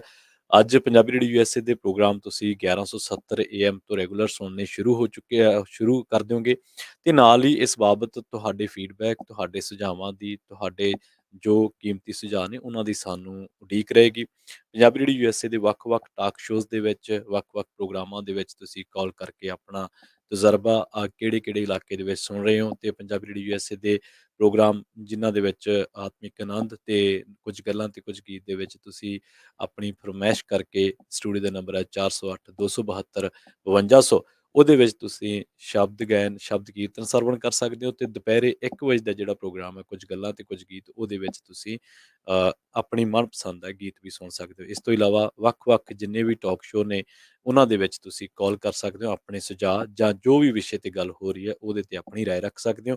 ਉਹਦੇ ਲਈ ਵੀ ਸਟੂਡੀਓ ਦਾ ਨੰਬਰ ਇਹੀ ਹੈ 408 272 5200। ਤੁਸੀਂ ਕਿਹੜੇ-ਕਿਹੜੇ ਇਲਾਕਿਆਂ ਦੇ ਵਿੱਚ ਸੁਣ ਰਹੇ ਹੋ, ਬੇ ਏਰੀਆ ਦੇ ਵਿੱਚ ਖਾਸ ਕਰਕੇ, ਤੇ ਤੁਹਾਡਾ ਸੁਣਨ ਦਾ ਤਜਰਬਾ ਕਿਹੋ ਜਿਹਾ ਰਿਹਾ, ਇਹਦੇ ਬਾਬਤ ਸਾਨੂੰ ਤੁਹਾਡੇ ਸੁਝਾਵਾਂ ਦੀ, ਤੁਹਾਡੇ ਕਮੈਂਟਸ ਦੀ ਉਡੀਕ ਰਹੇਗੀ। ਖਬਰਾਂ ਦੇ ਵੱਲ ਵਧਦੇ ਹਾਂ। ਪੇਸ਼ਾਵਰ ਦੀ ਗੱਲ ਕੀਤੀ ਸੀ ਬ੍ਰੇਕ ਤੇ ਜਾਣ ਤੋਂ ਪਹਿਲਾਂ। ਪਾਕਿਸਤਾਨ ਦਾ ਇੱਕ ਜਿਹੜਾ ਅਸਥਿਰ ਇਲਾਕਾ ਖੈਬਰ ਪਖਤੂਨਖਵਾ ਨੂੰ ਕਿਹਾ ਜਾਂਦਾ ਅਕਸਰ ਹੀ, ਉਹਦੀ ਰਾਜਧਾਨੀ ਪੇਸ਼ਾਵਰ ਦੇ ਵਿੱਚ ਮਸਜਿਦ ਦੇ ਵਿੱਚ ਆਤਮਘਾਤੀ ਹਮਲਾ ਹੋਇਆ, ਤੇ ਇਸ ਹਮਲੇ ਦੇ ਵਿੱਚ 47 ਜਣਿਆਂ ਦੀ ਮੌਤ ਹੋ ਗਈ ਹੈ, ਤੇ 150 ਤੋਂ ਵੱਧ ਬੰਦਾ ਜਿਹੜਾ ਉਹ ਜ਼ਖਮੀ ਦੱਸੇ ਗਏ ਨੇ। ਇਹ ਧਮਾਕਾ ਉਦੋਂ ਹੋਇਆ ਜਦੋਂ ਪੁਲਿਸ ਲਾਈਨ ਇਲਾਕੇ ਦੇ ਵਿੱਚ ਜਦੋਂ ਨਮਾਜ਼ ਅਦਾ ਕੀਤੀ ਜਾ ਰਹੀ ਸੀ। ਸੁਰੱਖਿਆ ਅਧਿਕਾਰੀਆਂ ਦੇ ਮੁਤਾਬਕ ਆਤਮਘਾਤੀ ਹਮਲਾਵਰ ਨਮਾਜ਼ ਦੇ ਦੌਰਾਨ ਮੁਰਲੀ ਕਤਾਰ ਦੇ ਵਿੱਚ ਮੌਜੂਦ ਸੀ ਜਦੋਂ ਉਸਨੇ ਆਪਣੇ ਆਪ ਨੂੰ ਉਡਾ ਲਿਆ ਸੀ। ਸੋ ਬੜੀ ਮੰਦਭਾਗੀ ਖਬਰ ਹੈ ਇਹ, ਜਿਹੜੀ ਪਾਕਿਸਤਾਨ ਤੋਂ ਆਈ ਹੈ। ਤੇ ਆਪਾਂ ਰੁਖ ਕਰਦੇ ਹਾਂ ਹੁਣ ਪੰਜਾਬ ਤੇ ਭਾਰਤ ਦੇ ਨਾਲ ਜੁੜੀਆਂ ਖਬਰਾਂ ਦੇ ਬਾਰੇ, ਪਰ ਆਸਟ੍ਰੇਲੀਆ ਦੀ ਖਬਰ ਬਾਰੇ ਗੱਲ ਸਾਂਝੀ ਕਰਦੇ ਚੱਲੀਏ। ਉਹਦੇ ਵਿੱਚ ਇਹ ਗੱਲ ਸੀਗੀ ਕਿ ਜਿਹੜਾ ਸਿੱਖਸ ਫॉर ਜਸਟਿਸ ਆ, ਉਹਦੇ ਵੱਲੋਂ ਜਿਹੜਾ ਸੁਤੰਤਰ ਸਿੱਖ ਰਾਜ ਆ, ਆਜ਼ਾਦ ਸਿੱਖ ਰਾਜ ਆ, ਉਹਦੀ ਸਿਰਜਣਾ ਦੇ ਲਈ ਰਾਏਸ਼ੁਮਾਰੀ ਦਾ ਸੱਦਾ ਦਿੱਤਾ ਗਿਆ ਸੀਗਾ ਆਸਟ੍ਰੇਲੀਆ ਦੇ ਵਿੱਚ। ਤੇ ਭਾਰਤੀ ਪ੍ਰਵਾਸੀ ਤੇ ਜਿਹੜੇ ਉੱਥੇ ਹੋਰ ਰਹਿੰਦੇ ਨੇ, ਉਹਨਾਂ ਦੇ ਵਿਚਾਲੇ ਜਿਹੜੀਆਂ ਝੜਪਾਂ ਹੋਈਆਂ ਨੇ।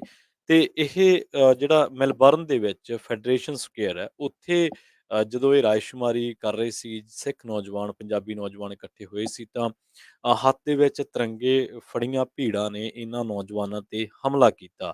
ਪਰ ਜਦੋਂ ਮੋੜਵਾਂ ਜਵਾਬ ਦਿੱਤਾ ਗਿਆ ਸਿੱਖ ਨੌਜਵਾਨਾਂ ਵੱਲੋਂ ਜਾਂ ਪੰਜਾਬੀ ਨੌਜਵਾਨਾਂ ਵੱਲੋਂ, ਤਾਂ ਇਹਨਾਂ ਨੇ ਮੁੜ ਕੇ ਇਹ ਭੀੜ ਜਿਹੜੀ ਆ ਉਹ ਸਕਿੰਟਾਂ ਦੇ ਵਿੱਚ ਹੀ ਤਿੱਤਰ-ਬਿੱਤਰ ਹੋ ਗਈ ਸੀ। ਇਸੇ ਦੌਰਾਨ ਹਾਲਾਂਕਿ ਵੀਡੀਓ ਤਾਂ ਸਾਹਮਣੇ ਨਹੀਂ ਆਈਆਂ, ਪਰ ਇਸੇ ਦੌਰਾਨ ਇੱਕ ਬੀਬੀ ਜਿਹੜੀ ਕਿ ਉੱਧਰੋਂ ਹੀ ਆਈ ਸੀ, ਜਿਹਦੇ ਹੱਥ ਦੇ ਵਿੱਚ ਤਿਰੰਗਾ ਫੜਿਆ ਹੋਇਆ ਸੀ, ਉਹ ਬੀਬੀ ਜਦੋਂ ਇਹ ਹਫੜਾ-ਦਫੜੀ ਮੱਚ ਗਈ, ਭੀੜ ਭੱਜ ਗਈ ਸਿੰਘਾਂ ਤੋਂ ਡਰ ਕੇ, ਤਾਂ ਉਹ ਬੀਬੀ ਵੀ ਭੱਜਣ ਦੇ ਵਿੱਚ ਅਸਫਲ ਰਹੀ, ਕਿਉਂਕਿ ਉਹਦਾ ਪਹਿਰਾਵਾ ਏਦਾਂ ਦਾ ਸੀ ਤੇ ਉਹ ਡਿੱਗ ਪਈ। ਪਰ ਉਸ ਨੂੰ ਭੀੜ ਡਿੱਗੀ ਨੂੰ ਓਦਾਂ ਹੀ ਛੱਡ ਗਈ, ਤੇ ਉਸ ਨੂੰ ਸਿੱਖ ਨੌਜਵਾਨਾਂ ਨੇ ਬਾਅਦ ਦੇ ਵਿੱਚ ਜਾ ਕੇ ਬੋਚਿਆ, ਸਾਂਭਿਆ, ਤੇ ਉਸ ਦੇ ਦੱਸਦੇ ਕਿ ਕੱਪੜੇ ਵੀ ਫਟ ਗਏ ਸਨ ਕਿਸੇ ਚੀਜ਼ ਦੇ ਵਿੱਚ ਅੜ ਕੇ, ਤਾਂ ਪਰ ਫਿਰ ਵੀ ਉਹਨੂੰ ਜਾ ਕੇ ਢੱਕਿਆ। ਸੋ ਇਹ ਇੱਕ ਵੱਖਰੀ ਮਿਸਾਲ ਹੈ ਕਿ ਤੁਸੀਂ ਜਿਹੜਾ ਹਮਲਾ ਕਰਨ ਆਉਂਦਾ ਮੰਦਭਾਵਨਾ ਦੇ ਨਾਲ ਤੁਹਾਡੇ ਉੱਤੇ, ਤਾਂ ਤੁਹਾਨੂੰ ਚੋਟ ਪਹੁੰਚਾਉਣ ਆਉਂਦਾ, ਸੱਟ ਮਾਰਨ ਆਉਂਦਾ, ਤੁਹਾਡੀ ਜਿਹੜੀ ਉੱਥੇ ਪ੍ਰੋਗਰਾਮ ਚੱਲ ਰਿਹਾ ਉਹਦੇ ਵਿੱਚ ਉਹ ਖਰਲ ਪਾਉਣ ਆਉਂਦਾ, ਤੇ ਪਰ ਜਦੋਂ ਉਹਦੇ ਸੱਟ ਲੱਗਦੀ ਹੈ ਤਾਂ ਤੁਸੀਂ ਜਾ ਕੇ ਉਹਨੂੰ ਵੀ ਸਾਂਭਦੇ ਹੋ। ਸੋ ਇਹ ਇੱਕ ਵੱਖਰੀ ਤਰ੍ਹਾਂ ਦੀ ਮਿਸਾਲ ਉੱਥੇ ਸਿੱਖ ਨੌਜਵਾਨਾਂ ਨੇ ਪੇਸ਼ ਕੀਤੀ ਹੈ। ਤੇ ਪਰ ਹੁਣ ਦੂਜੇ ਪਾਸੇ ਇਹਦੇ ਤੇ ਸਿਆਸਤ ਵੀ ਸ਼ੁਰੂ ਹੋ ਗਈ ਹੈ। ਮਨਜਿੰਦਰ ਸਿੰਘ ਸਿਰਸਾ ਨੇ ਤਿੱਖਾ ਪ੍ਰਤੀਕਰਮ ਦਿੱਤਾ ਹੈ, ਤੇ ਉਹਨੇ ਇੱਥੋਂ ਤੱਕ ਗੱਲ ਕਹੀ ਹੈ, ਉਹ ਗੱਲ ਅਸੀਂ ਨਹੀਂ ਕਹਿ ਰਹੇ, ਉਹ ਕਹਿ ਰਿਹਾ ਹੈ ਕਿ ਮੈਂ ਆਸਟ੍ਰੇਲੀਆ ਦੇ ਵਿੱਚ ਜਿਹੜੇ ਖਾਲਿਸਤਾਨੀ ਪੱਖੀ ਹੈ, ਭਾਰਤ ਵਿਰੋਧੀ ਗਤੀਵਿਧੀਆਂ ਦੀ ਸਖਤ ਨਿੰਦਾ ਕਰਦਾ ਹੈ। ਤੇ ਨਾਲ ਹੀ ਇਹ ਕਹਿੰਦੇ ਕਿ ਇਹ ਮਨਜਿੰਦਰ ਸਿੰਘ ਸਿਰਸਾ ਕਹਿੰਦਾ ਹੈ ਕਿ ਇਹਨਾਂ ਦੇ ਨਾਲ ਸਖਤੀ ਦੇ ਨਾਲ ਨਜਿੱਠਿਆ ਜਾਣਾ ਚਾਹੀਦਾ ਹੈ। ਹੁਣ ਦੇਖੋ, ਇੱਕ ਪਾਸੇ ਆਪਾਂ ਖਬਰ ਸਾਂਝੀ ਕਰਕੇ ਹਟੇ ਹਾਂ ਵੀ YouTube ਤੇ ਤੁਸੀਂ ਗਾਣੇ ਦਾ ਲਿੰਕ ਵੀ ਨਹੀਂ ਪੈਣ ਦਿੰਦੇ, ਤੇ BBC ਦੀ ਡਾਕੂਮੈਂਟਰੀ ਬਾਬਤ ਆਪਾਂ ਚਰਚਾ ਕਰਕੇ ਹਟੇ ਹਾਂ।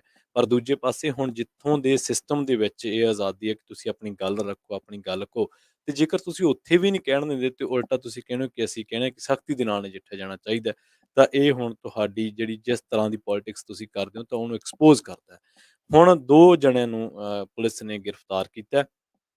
ਇਹਨਾਂ ਦੀ ਉਮਰ 34 ਤੇ 39 ਸਾਲ ਦੀ ਦੱਸੀ ਗਈ ਹੈ। ਹਾਲਾਂਕਿ ਇਹਨਾਂ ਦੀ ਜਿਹੜੀ ਆਇਡੈਂਟੀ ਹੈ ਉਹਦੇ ਬਾਰੇ ਕੁਛ ਨਹੀਂ ਦੱਸਿਆ ਗਿਆ। ਇੱਕ ਬਲਾਤਕਾਰੀ ਸਾਧ ਆ, ਇੱਕ ਦੇ ਬਾਰੇ ਤਾਂ ਆਪਾਂ ਚਰਚਾ ਕਰਦੇ ਹੁੰਦੇ ਹਾਂ, ਇੱਕ ਹੋਰ ਆ ਗਾਂਧੀ ਨਗਰ ਦੀ ਅਦਾਲਤ ਨੇ ਆਸਾ ਰਾਮ ਨੂੰ ਹੁਣ ਔਰਤ ਸ਼ਰਧਾਲੂ ਦੇ ਨਾਲ ਜਬਰ ਜਨਾਹ ਦੇ ਇੱਕ ਹੋਰ ਮਾਮਲੇ ਦੇ ਵਿੱਚ ਦੋਸ਼ੀ ਕਰਾਰ ਦਿੱਤਾ ਹੈ। ਖਬਰ ਦੇ ਵੇਰਵਿਆਂ ਦੀ ਉਡੀਕ ਕੀਤੀ ਜਾ ਰਹੀ ਆ। ਇਹ ਕੇਸ ਸਾਲ 2013 ਦੇ ਵਿੱਚ ਦਰਜ ਕੀਤਾ ਗਿਆ ਸੀ। ਉੱਥੋਂ ਦੇ ਸੈਸ਼ਨ ਜੱਜ ਡੀ.ਕੇ. ਸੋਨੀ ਵੱਲੋਂ ਆਸਾ ਰਾਮ ਨੂੰ ਹੁਣ ਕੱਲ੍ਹ ਨੂੰ ਸਜ਼ਾ ਸੁਣਾਈ ਜਾਣੀ ਹੈ ਇਸ ਮਾਮਲੇ ਤੇ, ਜਿਹੜਾ ਕੇਸ 2013 ਦੇ ਵਿੱਚ ਦਰਜ ਕੀਤਾ ਗਿਆ ਸੀ। ਤੇ ਨਾਲ ਹੀ ਇੱਕ ਗੱਲ ਇਹ ਹੈ ਕਿ ਲੋਕ ਇਹਦੇ ਨਾਲ ਬਾਪੂ ਵਰਗਾ ਲਫ਼ਜ਼ ਲਾਉਂਦੇ ਨੇ। ਹੁਣ ਸਮਝੋਂ ਬਾਹਰ ਹੈ ਕਿ ਇਹੋ ਜਿਹੇ ਪਖੰਡੀ, ਬਲਾਤਕਾਰੀ ਲੋਕਾਂ ਦੇ ਨਾਲ, ਜਰਾਇਮ ਪੇਸ਼ਾ ਲੋਕਾਂ ਨੂੰ ਅਧਿਆਤਮ ਦੇ ਨਾਲ ਜੋੜ ਕੇ ਲੋਕ ਕਿਵੇਂ ਦੇਖਦੇ ਨੇ, ਇਹ ਸਮਝੋਂ ਬਾਹਰ ਹੈ। ਤੇ ਉਹਨਾਂ ਦੇ ਚੇਲੇ, ਸ਼ ਸ਼ਾਗਿਰਦ ਕਿਵੇਂ ਬਣ ਜਾਂਦੇ ਨੇ, ਇਹ ਸਮਝੋਂ ਬਾਹਰ ਦੀ ਗੱਲ ਹੈ। ਪਰ ਇਹ ਆਸਾ ਰਾਮ ਹੀ ਆ, ਸਾਡੇ ਵਾਸਤੇ ਤਾਂ ਅਸੀਂ ਤਾਂ ਇਹਨੂੰ ਆਸਾ ਰਾਮ ਹੀ ਸੱਦਦੇ ਹਾਂ ਜਦੋਂ ਵੀ ਸੱਦਦੇ। ਇਸੇ ਤਰ੍ਹਾਂ ਜਿਹੜਾ ਗੁਰਮੀਤ ਰਾਮ ਰਹੀਮ ਹੈ, ਉਹਨੂੰ ਲੋਕ ਕੁਛ ਵੀ ਕਹੀ ਜਾਣ, ਪਰ ਅਸੀਂ ਉਹਨੂੰ ਗੁਰਮੀਤ ਰਾਮ ਰਹੀਮ ਹੀ ਸੱਦਦੇ ਹਾਂ। ਤਾਂ ਇਹਨੂੰ ਹੁਣ 2013 ਦਾ ਇੱਕ ਮਾਮਲਾ ਬਲਾਤਕਾਰ ਦਾ, ਜ਼ਬਰ ਜਨਾਹ ਦਾ, ਉਸ ਮਾਮਲੇ ਦੇ ਵਿੱਚ ਹੁਣ ਕੱਲ੍ਹ ਨੂੰ ਸਜ਼ਾ ਸੁਣਾਈ ਜਾਣੀ ਹੈ ਤੇ ਇਹ ਹੈ ਸਲਾਖਾਂ ਦੇ ਪਿੱਛੇ। ਮਜੀਠੀਆ ਦੀ ਜ਼ਮਾਨਤ ਦੀ ਗੱਲ ਕਰਦੇ ਹਾਂ। ਸੁਪਰੀਮ ਕੋਰਟ ਦੇ ਜਸਟਿਸ ਸੂਰਿਆ ਕਾਂਤ ਨੇ ਅਕਾਲੀ ਨੇਤਾ ਬਿਕਰਮ ਮਜੀਠੀਆ ਨੂੰ ਜ਼ਮਾਨਤ ਦੇਣ ਵਾਲੇ ਪੰਜਾਬ ਅਤੇ ਹਰਿਆਣਾ ਹਾਈ ਕੋਰਟ ਦੇ ਹੁਕਮਾਂ ਦੇ ਖਿਲਾਫ ਪੰਜਾਬ ਸਰਕਾਰ ਦੀ ਅਪੀਲ ਤੇ ਸੁਣਵਾਈ ਕਰਨ ਤੋਂ ਆਪਣੇ ਆਪ ਨੂੰ ਵੱਖ ਕਰ ਲਿਆ। ਪੰਜਾਬ ਨੇ ਨਸ਼ਿਆਂ ਦੇ ਮਾਮਲੇ ਦੇ ਵਿੱਚ ਅਕਾਲੀ ਆਗੂ ਬਿਕਰਮ ਮਜੀਠੀਆ ਨੂੰ ਰੈਗੂਲਰ ਜ਼ਮਾਨਤ ਦੇਣ ਦੇ ਹਾਈ ਕੋਰਟ ਦੇ ਹੁਕਮਾਂ ਨੂੰ ਚੁਣੌਤੀ ਦਿੱਤੀ ਹੈ ਸੁਪਰੀਮ ਕੋਰਟ ਦੇ ਵਿੱਚ। ਤੇ ਇਸ ਮਾਮਲੇ ਦੇ ਵਿੱਚ ਹੁਣ ਜਸਟਿਸ ਸੂਰਿਆ ਕਾਂਤ ਨੇ ਇਹ ਆਪਣੇ ਆਪ ਨੂੰ ਇਸ ਮਾਮਲੇ ਤੋਂ ਵੱਖ ਕਰ ਲਿਆ। ਸੋ ਪੰਜਾਬ ਸਰਕਾਰ ਪਹੁੰਚੀ ਹੈ ਸੁਪਰੀਮ ਕੋਰਟ ਦੇ ਵਿੱਚ, ਜਿਹੜੀ ਮਜੀਠੀਆ ਨੂੰ ਜ਼ਮਾਨਤ ਮਿਲੀ ਹੈ। ਪਰ ਉੱਥੇ ਜਿਹੜੀ ਆ ਉਹ ਜਸਟਿਸ ਸੂਰਿਆ ਕਾਂਤ ਆ, ਉਹਨਾਂ ਨੇ ਇਸ ਮਾਮਲੇ ਤੋਂ ਆਪਣੇ ਆਪ ਨੂੰ ਵੱਖ ਕਰ ਲਿਆ। ਹਾਲਾਂਕਿ ਜੱਜਾਂ ਦੇ ਅਧਿਕਾਰ ਖੇਤਰ ਦੇ ਵਿੱਚ ਹੈ ਕਿ ਉਹ ਕਿਸੇ ਸੁਣਵਾਈ ਦੇ ਵਿੱਚ ਰਹਿਣਾ ਚਾਹੁੰਦੇ ਨੇ ਜਾਂ ਨਹੀਂ ਰਹਿਣਾ ਚਾਹੁੰਦੇ। ਪਰ ਇਹ ਕਈ ਵਾਰੀ ਸਵਾਲੀਆ ਨਿਸ਼ਾਨ ਵੀ ਬਣ ਜਾਂਦਾ ਜਾਂ ਸਵਾਲ ਵੀ ਖੜਾ ਹੁੰਦਾ ਹੈ ਕਿ ਕੁਝ ਜੱਜ ਕੁਝ ਖਾਸ ਮਸਲਿਆਂ ਤੇ ਉਹ ਆਪਣੀ ਰਾਏ ਕਿਉਂ ਨਹੀਂ ਰੱਖਦੇ, ਉਹ ਵੱਖ ਕਿਉਂ ਕਰ ਲੈਂਦੇ ਨੇ। ਤਾਂ ਬੇਸ਼ੱਕ ਅਧਿਕਾਰ ਖੇਤਰ ਹੈ, ਪਰ ਉਹਨਾਂ ਨੂੰ ਇਸ ਆਜ਼ਾਦੀ ਤੇ ਵੀ ਮਾਣ ਹੋਣਾ ਚਾਹੀਦਾ ਜਾਂ ਇਸ ਅਧਿਕਾਰ ਖੇਤਰ ਤੇ ਮਾਣ ਹੋਣਾ ਚਾਹੀਦਾ ਕਿ ਅਸੀਂ ਇਸ ਮਾਮਲੇ ਨਾਲ ਜੁੜੇ ਹਾਂ ਤੇ ਅਸੀਂ ਬੜੇ ਬੇਬਾਕੀ ਦੇ ਨਾਲ ਆਪਣੀ ਗੱਲ ਰੱਖ ਸਕੀਏ। ਪਰ ਬਹੁਤ ਮਸਲਿਆਂ ਦੇ ਵਿੱਚ ਬਿਲਕਿਸ ਬਾਨੋ ਦਾ ਤਾਜ਼ਾ ਮਸਲਾ ਸੀ ਜਿਹਦੇ ਵਿੱਚ ਜਸਟਿਸ ਨੇ ਆਪਣੇ ਆਪ ਨੂੰ ਸੁਣਵਾਈ ਤੋਂ ਵੱਖ ਕਰ ਲਿਆ ਸੀ। ਉਹਨਾਂ ਦਾ ਨਾਮ ਸੀ ਬੇਲਾ ਅਹਿਮਦ ਤ੍ਰਿਵੇਦੀ, ਸੁਪਰੀਮ ਕੋਰਟ ਦੀ ਜਸਟਿਸ ਸੀਗੇ। ਹੁਣ ਦੇਖੋ ਬੀਬੀ ਦੇ ਨਾਲ ਇਹ ਜੁੜਿਆ ਹੋਇਆ ਮਸਲਾ ਹੈ, ਬਿਲਕਿਸ ਬਾਨੋ ਦੇ ਸਮੂਹਿਕ ਬਲਾਤਕਾਰ ਮਾਮਲੇ ਦੀ 11 ਦੋਸ਼ੀਆਂ ਨੂੰ ਜਦੋਂ ਸਜ਼ਾ ਮਾਫ਼ ਕਰਨ ਦਾ ਗੁਜਰਾਤ ਸਰਕਾਰ ਦਾ ਫੈਸਲਾ ਸੀ, ਉਹਨੂੰ ਚੁਣੌਤੀ ਦਿੱਤੀ ਗਈ ਸੀ ਸੁਪਰੀਮ ਕੋਰਟ ਦੇ ਵਿੱਚ। ਪਰ ਸੁਪਰੀਮ ਕੋਰਟ ਦੀ ਹੀ ਜਸਟਿਸ ਬੇਲਾ ਅਹਿਮਦ ਤ੍ਰਿਵੇਦੀ ਨੇ ਇਸ ਮਾਮਲੇ ਤੋਂ ਆਪਣੇ ਆਪ ਨੂੰ ਵੱਖ ਕਰ ਲਿਆ ਸੀ। ਸੋ ਬੇਸ਼ੱਕ ਉਹਨਾਂ ਦੀ ਆਜ਼ਾਦੀ ਹੈ, ਉਹ ਕਰ ਸਕਦੇ ਨੇ ਇੱਦਾਂ, ਪਰ ਕਿਉਂ ਕਰਦੇ ਨੇ, ਉਹਨਾਂ ਤੇ ਪ੍ਰੈਸ਼ਰ ਕੀ ਹੈ, ਜਾਂ ਉਹਨਾਂ ਨੂੰ ਇਹ ਮਹਿਸੂਸ ਕਿਉਂ ਹੁੰਦਾ ਕਿ ਅਸੀਂ ਵੱਖ ਕਰ ਲਈਏ। ਤੇ ਜੇਕਰ ਇਸ ਤਰ੍ਹਾਂ ਹੋਣ ਲੱਗਿਆ ਤਾਂ ਜਿਹੜੇ ਲੋਕ ਨਿਆਂ ਦੀ ਚੇਅਰ ਤੇ ਬੈਠੇ ਨੇ, ਇਨਸਾਫ ਦੀ ਕੁਰਸੀ ਤੇ ਬੈਠੇ ਨੇ, ਜਿਨ੍ਹਾਂ ਨੇ ਤੈਅ ਕਰਨਾ ਕਿ ਫਲਾਂ ਬੰਦਾ ਦੋਸ਼ੀ ਹੈ, ਫਲਾਂ ਬੰਦਾ, ਹਾਲਾਂਕਿ ਸਬੂਤਾਂ ਨੇ ਤੈਅ ਕਰਨਾ ਜਾਂ ਜ਼ੇਰਾ ਨੇ ਤੈਅ ਕਰਨਾ ਇਹ ਚੀਜ਼ਾਂ, ਤਾਂ ਜੇਕਰ ਉਹ ਇਸ ਮਾਹੌਲ ਦੇ ਵਿੱਚੋਂ ਮਾਨਸਿਕ ਤੌਰ ਤੇ ਗੁਜ਼ਰਦੇ ਨੇ ਕਿ ਅਸੀਂ ਆਪਣੇ ਆਪ ਨੂੰ ਵੱਖ ਕਰ ਲਈਏ ਜਾਂ ਕੱਲ੍ਹ ਨੂੰ ਇਹ ਨਾ ਹੋ ਜੇ, ਤਾਂ ਤੁਸੀਂ ਇਹ ਮਹਿਸੂਸ ਕਰ ਸਕਦੇ ਹੋ ਕਿ ਉਹ ਕਿਸ ਤਰੀਕੇ ਦਾ ਨਿਆਂ ਕਰ ਸਕਣਗੇ। ਤਾਂ ਇਹਦੇ ਨਾਲ ਜਿੱਥੇ ਤੁਸੀਂ ਆਪਣੇ ਇੱਕ ਅਖਤਿਆਰ ਤੋਂ ਭੱਜਦੇ ਹੋ, ਆਪਣੇ ਇੱਕ ਫਰਜ਼ ਤੋਂ ਭੱਜਦੇ ਹੋ, ਤਾਂ ਇਹਦੇ ਨਾਲ ਜਿਹੜਾ ਪੀੜਤ ਧਿਰ ਹੈ, ਉਹਦੇ ਮਨ ਦੇ ਵਿੱਚ ਵੀ ਇਹ ਗੱਲ ਜਾਂਦੀ ਹੈ ਕਿ ਅਸੀਂ ਕਿਤੇ ਗੁਨਾਹ ਤਾਂ ਨਹੀਂ ਕਰ ਬੈਠੇ ਅਦਾਲਤ ਦੇ ਵਿੱਚ ਆ ਕੇ, ਜਸ ਕਿ ਸਾਨੂੰ ਇਨਸਾਫ ਮਿਲੂਗਾ, ਜਾਂ ਅਸੀਂ ਕਿੱਥੇ ਗਲਤ ਹੈ ਕਿ ਸਾਡੇ ਮਾਮਲੇ ਦੇ ਵਿੱਚ ਤਾਂ ਲੋਕ ਆਪਣੇ ਆਪ ਨੂੰ ਸੁਣਵਾਈ ਤੋਂ ਹੀ ਲਾਂਭੇ ਕਰ ਰਹੇ ਨੇ, ਤਾਂ ਇਹ ਕਿਉਂ ਆ। ਸੋ ਸਮਾਜ ਦੇ ਵਿੱਚ ਇਹ ਬੇਸ਼ੱਕ ਨਿਆਂ ਨੂੰ ਅਸੀਂ ਇਹ ਨਹੀਂ ਕਹਿ ਸਕਦੇ ਕਿ ਤੁਸੀਂ ਇਹ ਕਰੋ, ਜੁਡੀਸ਼ੀਅਰੀ ਨੂੰ ਅਸੀਂ ਇਹ ਨਹੀਂ ਕਹਿ ਸਕਦੇ ਕਿ ਤੁਸੀਂ ਇਹ ਕਰੋ ਜਾਂ ਉਹ ਕਰੋ। ਪਰ ਜੁਡੀਸ਼ੀਅਰੀ ਦਾ ਇੱਕ ਜੁਡੀਸ਼ੀਅਰੀ ਦੇ ਉੱਤੇ ਇੱਕ ਭਰੋਸਾ ਵਾ ਲੋਕਾਂ ਦਾ, ਜਿਹੜਾ ਕਿ ਹਾਲਾਂਕਿ ਆਪਾਂ ਦੇਖਦੇ ਹਾਂ ਕਈ ਮਸਲਿਆਂ ਦੇ ਸੰਦਰਭ ਦੇ ਵਿੱਚ, ਮਾਈਨੋਰਿਟੀ ਦੇ ਸੰਦਰਭ ਦੇ ਵਿੱਚ, ਔਰ ਬੜੀ ਬੇਬਾਕੀ ਦੇ ਨਾਲ ਆਪਾਂ ਇਹ ਗੱਲ ਕਹਿੰਦੇ ਹਾਂ ਕਿ ਉਹ ਟੁੱਟਿਆ। ਉਹ ਬੜੀ ਉਸਨੇ ਬੜੀ ਸੱਟ ਮਾਰੀ ਹੈ ਲੋਕਾਂ ਦੇ ਭਰੋਸੇ ਇਹਨੂੰ, ਜਿਹੜਾ ਜਿਹੜਾ ਜਿਸ ਤਰੀਕੇ ਨਾਲ ਉਹ ਟੁੱਟਿਆ। ਪਰ ਫਿਰ ਵੀ ਆਮ ਹੀ ਇੱਕ ਡਾਇਲੋਗ ਹੈ ਲੋਕਾਂ ਦਾ, ਜਦੋਂ ਵੀ ਆਪਾਂ ਕੋਈ ਗੱਲ ਕਹਿੰਦੇ ਹਾਂ, I will see you in court, ਕਿ ਮੈਂ ਤੈਨੂੰ ਅਦਾਲਤ ਦੇ ਵਿੱਚ ਦੇਖਾਂਗਾ, ਜਦੋਂ ਕਿਸੇ ਨਾਲ ਧੱਕਾਸ਼ਾਹੀ ਹੁੰਦੀ ਹੈ। ਪਰ ਇੱਥੇ ਬਥੇਰਾ ਕੁਛ ਹੋ ਗਿਆ, ਇੱਥੇ ਲੋਕਾਂ ਨਾਲ ਧੱਕੇ ਵੀ ਹੋ ਗਏ, ਪੱਤ ਵੀ ਲੁੱਟੀ ਗਈ, ਕਤਲੇਆਮ ਵੀ ਹੋ ਗਏ। ਪਰ ਪਤਾ ਨਹੀਂ ਉਹਨਾਂ ਨੂੰ ਮਸਲਿਆਂ ਨੂੰ ਜਦੋਂ ਅਦਾਲਤਾਂ ਦੇ ਵਿੱਚ ਲਿਜਾਇਆ ਗਿਆ ਤਾਂ ਉਹ ਡਿੱਗ ਕਿਉਂ ਪਏ। ਲੋਕ ਅੱਜ ਵੀ ਇਨਸਾਫ ਦੇ ਲਈ ਦਰ-ਦਰ ਦੀਆਂ ਠੋਕਰਾਂ ਖਾਣ ਦੇ ਲਈ ਮਜਬੂਰ ਨੇ। ਸੋ ਉਧਰ ਹਿੰਡਨਬਰਗ ਦਾ ਅੰਦਾਨੀ ਸਮੂਹ ਨੂੰ ਮੋੜਵਾਂ ਜਵਾਬ ਦਿੱਤਾ ਗਿਆ। ਉਹਨਾਂ ਨੇ ਕਿਹਾ ਹੈ ਕਿ 413 ਪੰਨਿਆਂ ਦਾ ਸਪਸ਼ਟੀਕਰਨ ਹੈ ਹਿੰਡਨਬਰਗ ਦਾ, ਤੇ ਉਹਨਾਂ ਨੇ ਕਿਹਾ ਹੈ ਕਿ ਉਹ ਮੰਨਦਾ ਹੈ ਕਿ ਭਾਰਤ ਵੱਡਾ ਲੋਕਤੰਤਰ ਹੈ ਤੇ ਉੱਭਰਦੀ ਮਹਾਂਸ਼ਕਤੀ ਹੈ। ਪਰ ਉਹ ਕਹਿੰਦੇ ਕਿ ਤੁਸੀਂ ਹੁਣ ਆਪਣੀ ਲੁੱਟ ਨੂੰ, ਧੋਖਾਧੜੀ ਨੂੰ ਰਾਸ਼ਟਰਵਾਦ ਜਾਂ ਵਧਾ ਚੜਾ ਕੇ ਪ੍ਰਤੀਕਰਮ ਰਾਹੀਂ ਢੱਕ ਨਹੀਂ ਸਕਦੇ। ਸੋ ਇੱਕ ਰਿਪੋਰਟ ਨੇ ਤਹਿਸ-ਨਹਿਸ ਕਰ ਦਿੱਤਾ ਉਹ ਝੂਠ ਦਾ ਉਹ ਅੰਪਾਇਰ, ਜਿਹਦੇ ਬਾਰੇ ਆਪਾਂ ਚਰਚਾ ਵੀ ਕਰਕੇ ਹਟੇ ਹਾਂ। ਸ਼ੇਅਰ ਡਿੱਗੇ ਨੇ, ਉਹ ਜਿਹੜਾ ਜਿਹਨੂੰ ਕਿਹਾ ਜਾਂਦਾ ਸੀਗਾ ਕਿ ਦੁਨੀਆ ਦਾ ਤੀਜਾ ਸਭ ਤੋਂ ਵੱਡਾ ਅਮੀਰ ਹੈ, ਇੱਕ ਰਿਪੋਰਟ ਦੇ ਨਾਲ ਹੀ ਉਹ 7ਵੇਂ ਨੰਬਰ ਤੇ ਆ ਡਿੱਗਿਆ, ਤੇ ਹਲੇ ਵੀ ਸ਼ੇਅਰਾਂ ਦਾ ਡਿੱਗਣਾ, ਜਾਂ ਹਲੇ ਵੀ ਇਹ ਨਹੀਂ ਕਿ ਉਸ ਤੋਂ ਬਾਅਦ ਜਿਹੜੀ ਸਟਾਕ ਆ ਉਹ ਸਰਵਾਈਵ ਕਰ ਗਈ ਹੈ। ਸੋ ਪੰਜਾਬੀ ਰੇਡੀਓ ਯੂਐਸਏ ਦੀ ਅਗਲੀ ਪੇਸ਼ਕਸ਼ ਪ੍ਰੋਗਰਾਮ ਅਪਡੇਟ ਅਮਰੀਕਾ। ਅਪਡੇਟ ਅਮਰੀਕਾ ਪ੍ਰੋਗਰਾਮ ਦੇ ਵਿੱਚ ਅਮਰੀਕਾ ਦੇ ਨਾਲ-ਨਾਲ ਵਿਸ਼ਵ ਭਰ ਦੇ ਵਿੱਚ ਵਾਪਰੀਆਂ ਅਹਿਮ ਅਤੇ ਵੱਡੀਆਂ ਘਟਨਾਵਾਂ ਬਾਰੇ ਤੁਹਾਨੂੰ ਦਿੱਤੀਆਂ ਜਾਣਗੀਆਂ ਖਾਸ ਜਾਣਕਾਰੀਆਂ। ਜੁੜੇ ਰਹੋ ਪੰਜਾਬੀ ਰੇਡੀਓ ਯੂਐਸਏ ਦੇ ਨਾਲ, ਤੇ ਆਖਿਰ ਦੇ ਵਿੱਚ ਇੱਕ ਵਾਰ ਫਿਰ ਤੋਂ ਤੁਹਾਨੂੰ ਸਭ ਨੂੰ ਪਿਆਰ ਸਤਿਕਾਰ ਸਹਿਤ ਸਤਿ ਸ਼੍ਰੀ ਅਕਾਲ।